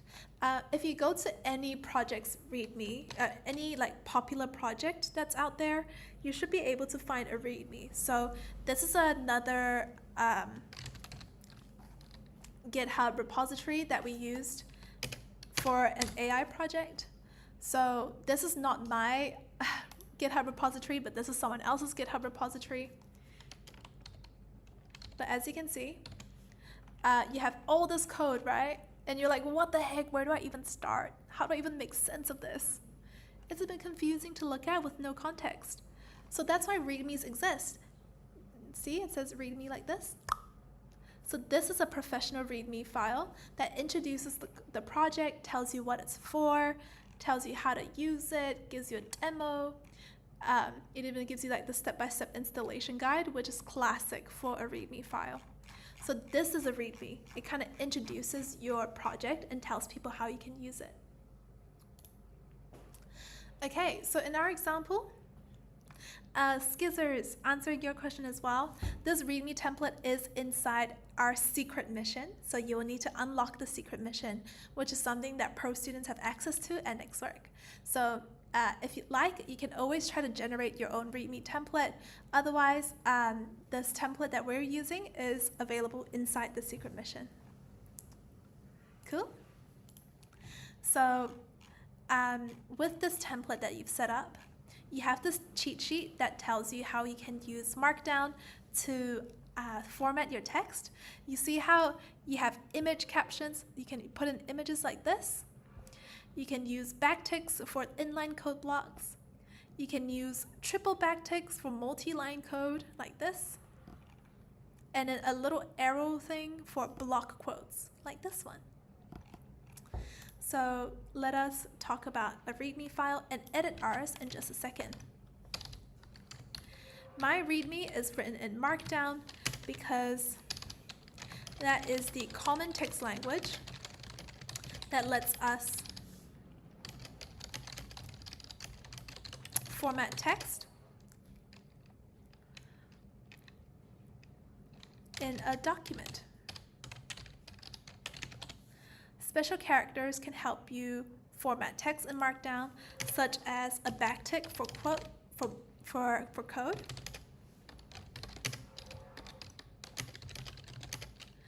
or double asterisks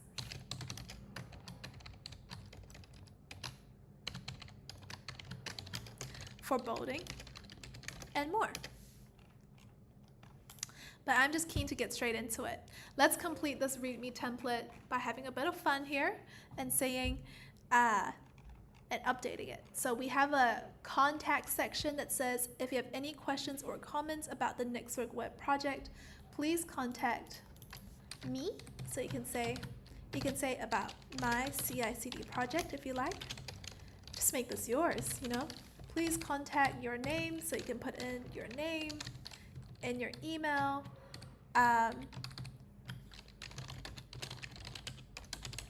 And then here is actually a hyperlink, so you need to, so this is like the hyperlink text. This is the text that's gonna look blue and have that underline underneath.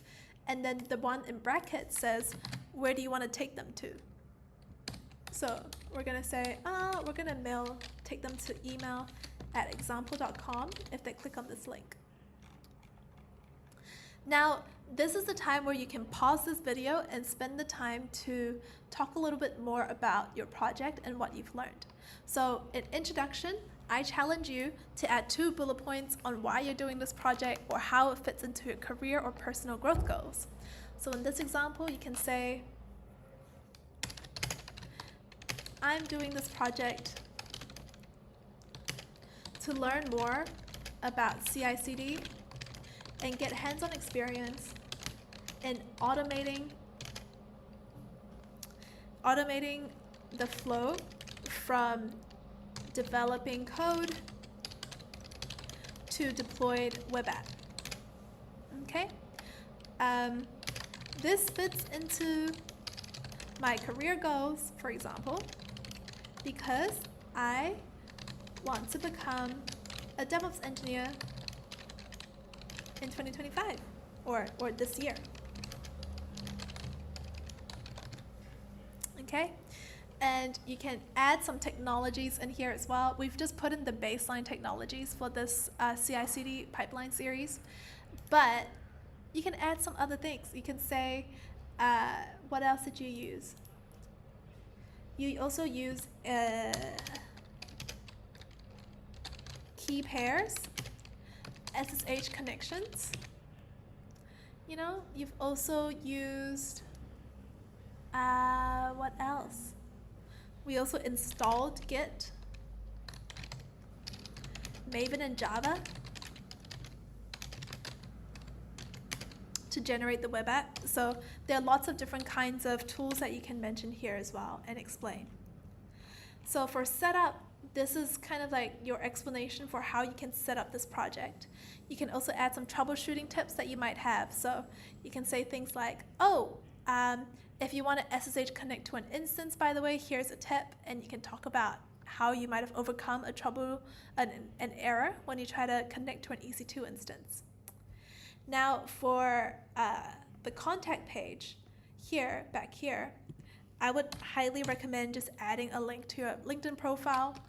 So you can add a link like this, LinkedIn, and then find your LinkedIn profile URL.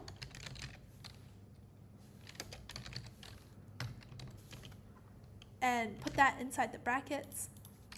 And you can even put that inside a bullet point, so it looks like this. And you can save it, so you can press Control S.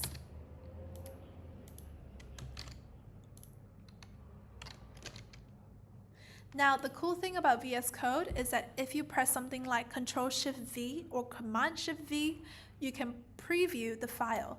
So I think there should be a proper menu item for this, surely.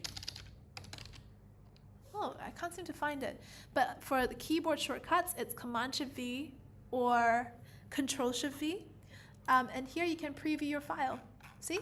So this is what your Markdown looks like when it's all set up properly. So you've got your title, which relates to this. Here's your subtitle. And then you also have a table of contents that you can even click on, and it takes you to different parts of your README. See, this is the email and name that I set up just now in my LinkedIn profile that you can click on. So you can absolutely preview your changes before pushing it into your GitHub repository. Great. So now we'll push it up, and I hope you remember the commands for staging, saving, and pushing your changes. If there are 3 things you need to remember from this project, it's those 3. Git add, git commit, git push. Git add, git commit, git push. Let's do that now.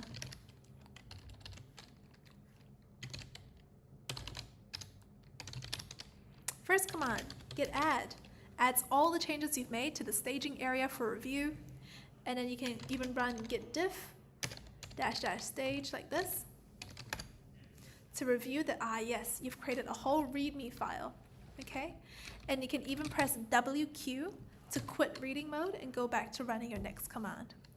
Next command, git commit. Let's save that file change, and we're gonna say the message is that we've created a README file, and then you can push those changes upstream. Notice how we just write git push now. We don't even need to say git push -u origin main, because the first time we ran that, git push -u origin main, we basically told GitHub to remember that every time we push, it's to the same place. All right, so cool beans. Shall we go find our README?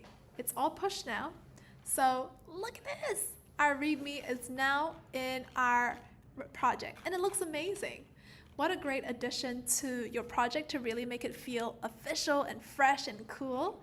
I really like the way this README looks, and I really like the fact that there's like a context section and a conclusion. So that was an amazing secret mission for today. I'm very, very excited. I can't wait to see everyone's README files. I think it's a lovely extra touch to your GitHub repository. Cool. You can even take a screenshot of it, actually. So let's take a screenshot of our README file.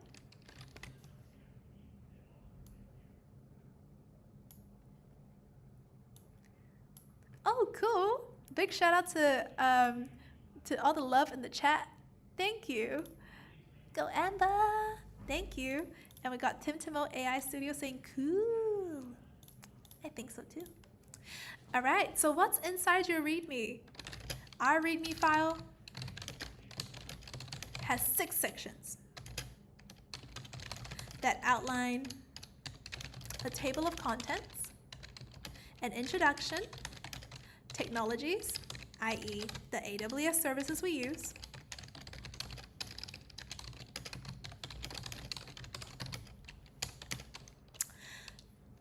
how to set it up, how to set up the repository locally,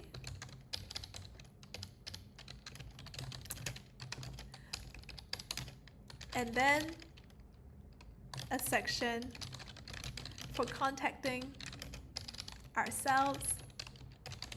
And what was in the conclusion? So you can even click on those little table of content items. And it says, a big shout out to Nick's work. You can get started with this DevOps series too. And thanks for exploring this project. And then, so there was a section for contacting us, plus like a thank you message at the end.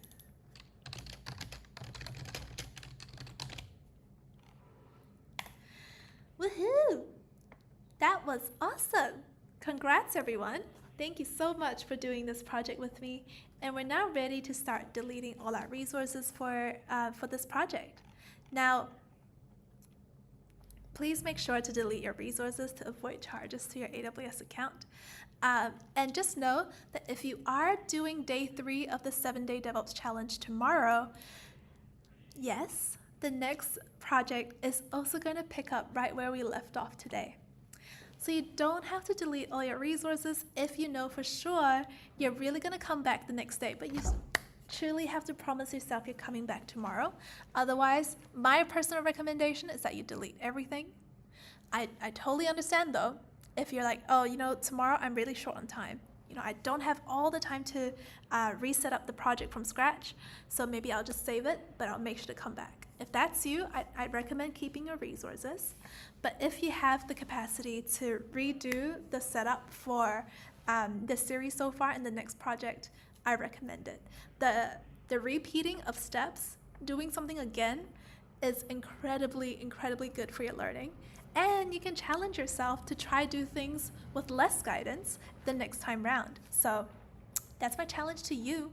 But in the meantime, if you're like me, let's just stay on the safe side today and delete everything that we've created, just except for 2 key tools. All right? Ooh, great question from Sachin. I'm sure I'll be there tomorrow as well. I'll see you there, 3 for 3. And you want to keep all your credentials. Do you think it will be charged? Great question. So I haven't experienced getting charged for keeping my credentials overnight before, Sachin. Just make sure that whatever you're doing, that you're staying within your free tier limits. It's not really about how long you keep something for. It's usually more about whether or not you're hitting your free tier limits and going over. Because the moment you're going over, you are like getting charged from minute 1, okay? So this is a bit of I know it's a bit of like a daunting warning, but it's pretty important to know. You've got free tier limits as a part of your AWS account, and every time we're deleting resources, it's more because we don't want to hit those free tier limits and go beyond it. If you want to know more about your free tier limits, you can go visit the Amazon free tier website, or you can say EC2 free tier, for example, and that should tell you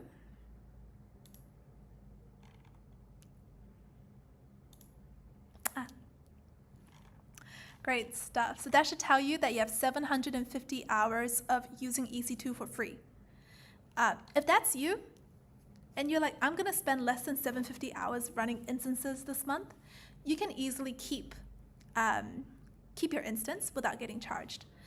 If you are not under 750 hours and you're like, oh, this might take me over, please delete the instance. Let's stay on the safe side. And I just really wanted to call out, this is so sweet. Thank you so much, H, for saying, I'm really enjoying these lessons. I found out about this channel yesterday and couldn't be happier. How lucky are we to have you, H? Natasha, you're a fantastic instructor. Even though these videos are live, you're always on point. Oh, too good. Thank you, H. Can't wait for tomorrow's project. I'll see you there. I'll see you there. And we got Tim Timol saying, practice makes project perfect. Sachin saying, Tim Timol accepted.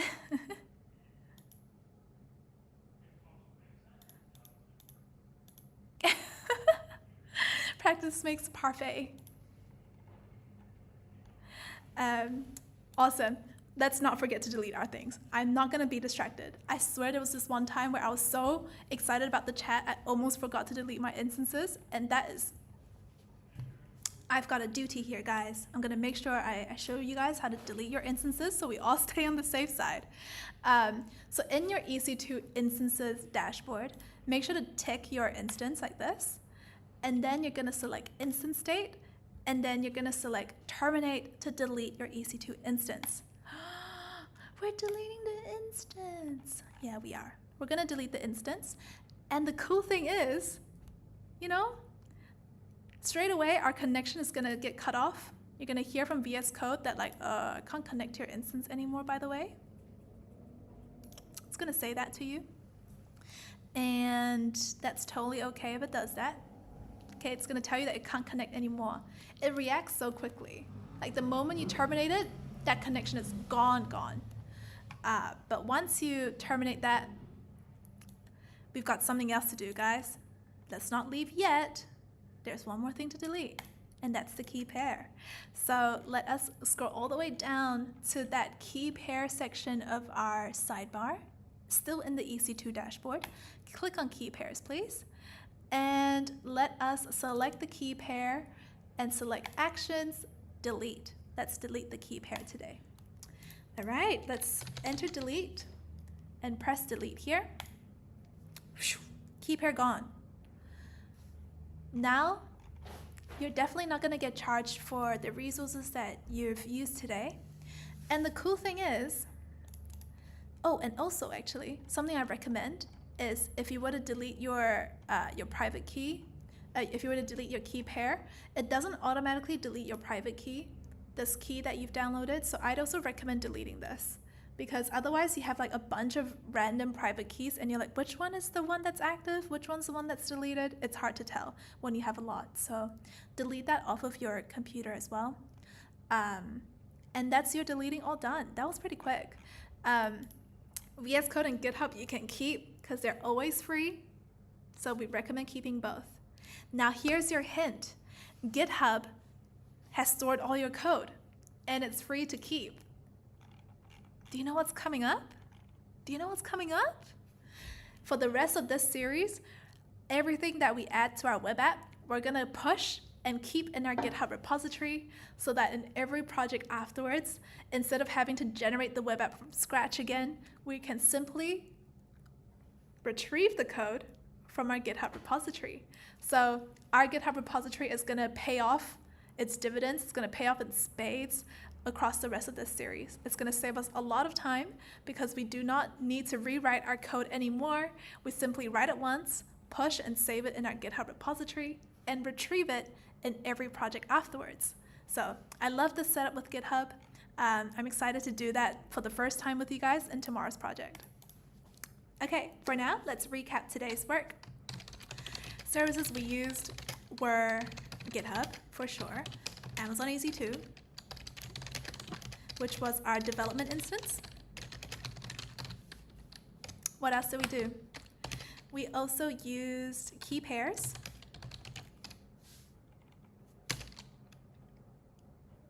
And I think that's about it, honestly. I will just keep it simple there. Oh, and VS Code. Key concepts we learned include setting up a Git repository, the difference between Git and GitHub, and something else. What is the third thing that you learned today? The commands for staging, saving, and pushing changes to our code. I think that was pretty good. There's honestly so many Git concepts we learned. We also learned about upstream repositories,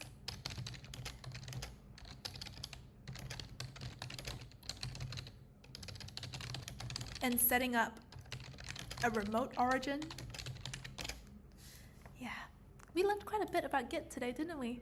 And branches, oh my gosh. And branches. All right, this project took us approximately, how much time did it take? I'm gonna say it's 2 hours. It took us approximately 2 hours to do, including demo time and super fun, almost distracted net from deleting resources, chat time. That was so much fun, team. Thanks so much for being here. This made the project, this gave the project so much energy.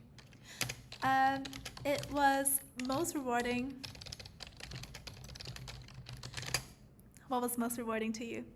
It was most rewarding to, I would say setting up the README is personally my favorite, and seeing that README, it just ties everything together.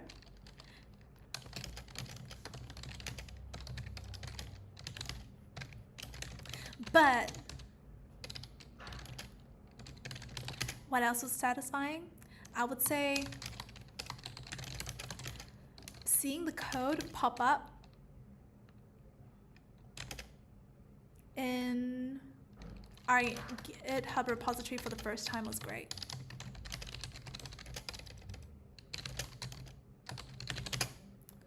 Okay, so that was the most rewarding part. I would say it was the most challenging to learn the importance. I think it was most challenging to learn all these different Git commands because they're all very jargony to me. You know, like add, commit, stage, origin master, remote. We actually ran into some pretty like interesting words in this project. So all well done to you for sticking through it. We got Sachin saying it also took you 2 hours and 2 coffee breaks. Ah, very nice. What kind of coffee do you like? All right, we did this project today to learn more about Git, really, and GitHub. And because it's day 2 of our 7-day DevOps challenge.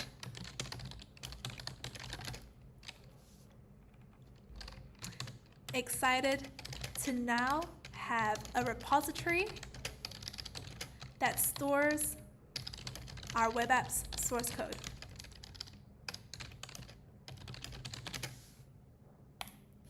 Okay, this project is part 2 of a series of DevOps projects where I'm building a CI/CD pipeline. I'll be working on the next project tomorrow. See you live on YouTube. And you know what, I'm just gonna be cheeky and just chuck in the link to that next live in my documentation response. Where's my next live? Come here. Okay, it's right here. I'm so excited for the next live. I swear I say this for everyone, but like that next live is gonna be so much fun. I'm excited for it. Can't wait to show you guys what it's about. But in the meantime, let me finish up this final task. Okay, it's all completed now, which means we're now ready to share our project. So congratulations, that's day 2 of the 7-day DevOps challenge, all done now. Congratulations on setting up that web app Git repository. And we've got coming up next, AWS code artifact, which is going to come through to become a repository, not for the code, but for our packages and our dependencies, which is a slightly different thing. But you're going to learn why it's so important in a CI/CD pipeline and how it really helps to give your project like backups as well, if you ever need it. I'm not going to try to spoil it too much, but I really hope to see you there tomorrow. Yeah, you end up learning a lot about really securing a web app and making sure it stays available with the power of Code Artifact. Okay, so I think we're ready, everyone, to select Mission Accomplished and officially finish today's project. I'm going to download my documentation. I'm going to post about it on LinkedIn and save my project into my portfolio. So let's do that now. I love saving my project portfolio in the light theme, but there's also dark theme that I can use. So I'm just gonna pick light theme for now and save that.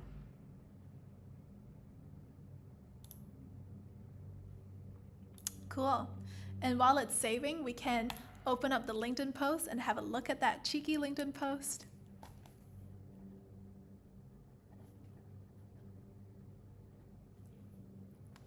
Cool. So we just learned how to use GitHub and connect it to your AWS architecture, your web app.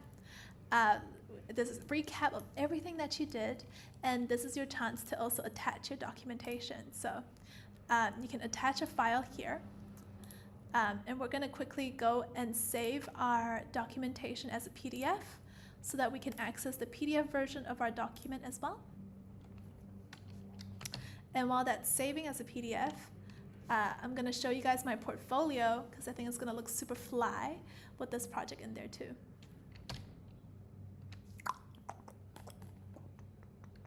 Okay, I think that's saved. Okay, cool. My portfolio should now have my GitHub Repo project. It's in here now. Yay! Do you want to see my portfolio? If you're keen to check it out, here's my portfolio. Check it out. Check out all these other Nextwork projects that's in there. Hopefully it gives you some inspiration on maybe something else you can do, another project you can tackle. But in the meantime, while this is loading, I'm gonna choose a file and upload my new documentation.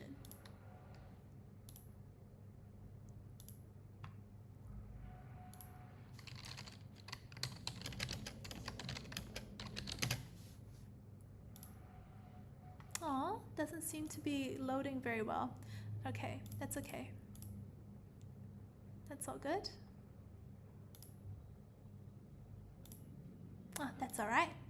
I think it might take a bit of time because my computer's a bit slow today, which is totally fine. I think at least I need to show you guys what our beautiful documentation looks like. Maybe I'll show you guys the PDF. Amazing, look at that. Oh, introducing today's project. Oh, it looks so good. And we've got Git and GitHub looking fly here. But on LinkedIn too, I would love to follow it and read your documentation. I personally love to sit down and just spend like a couple of hours a week just reading people's documentation because it's so much fun. I get to hear about what you guys learn, what you love, what we should do more of. It's great. So please write your documentation, share it with us. What a joy. What a joy to read a recap of everything that you've done throughout a project. I'm such a big fan of this. So thank you so much, everyone, for doing this project with me today. I had so much fun. I hope you did too. And I'll see you tomorrow. Tomorrow is about Code Artifact. And we're leveling up yet again for the 3rd time. I'm excited. All right, see you guys tomorrow, same time. Bye, everyone.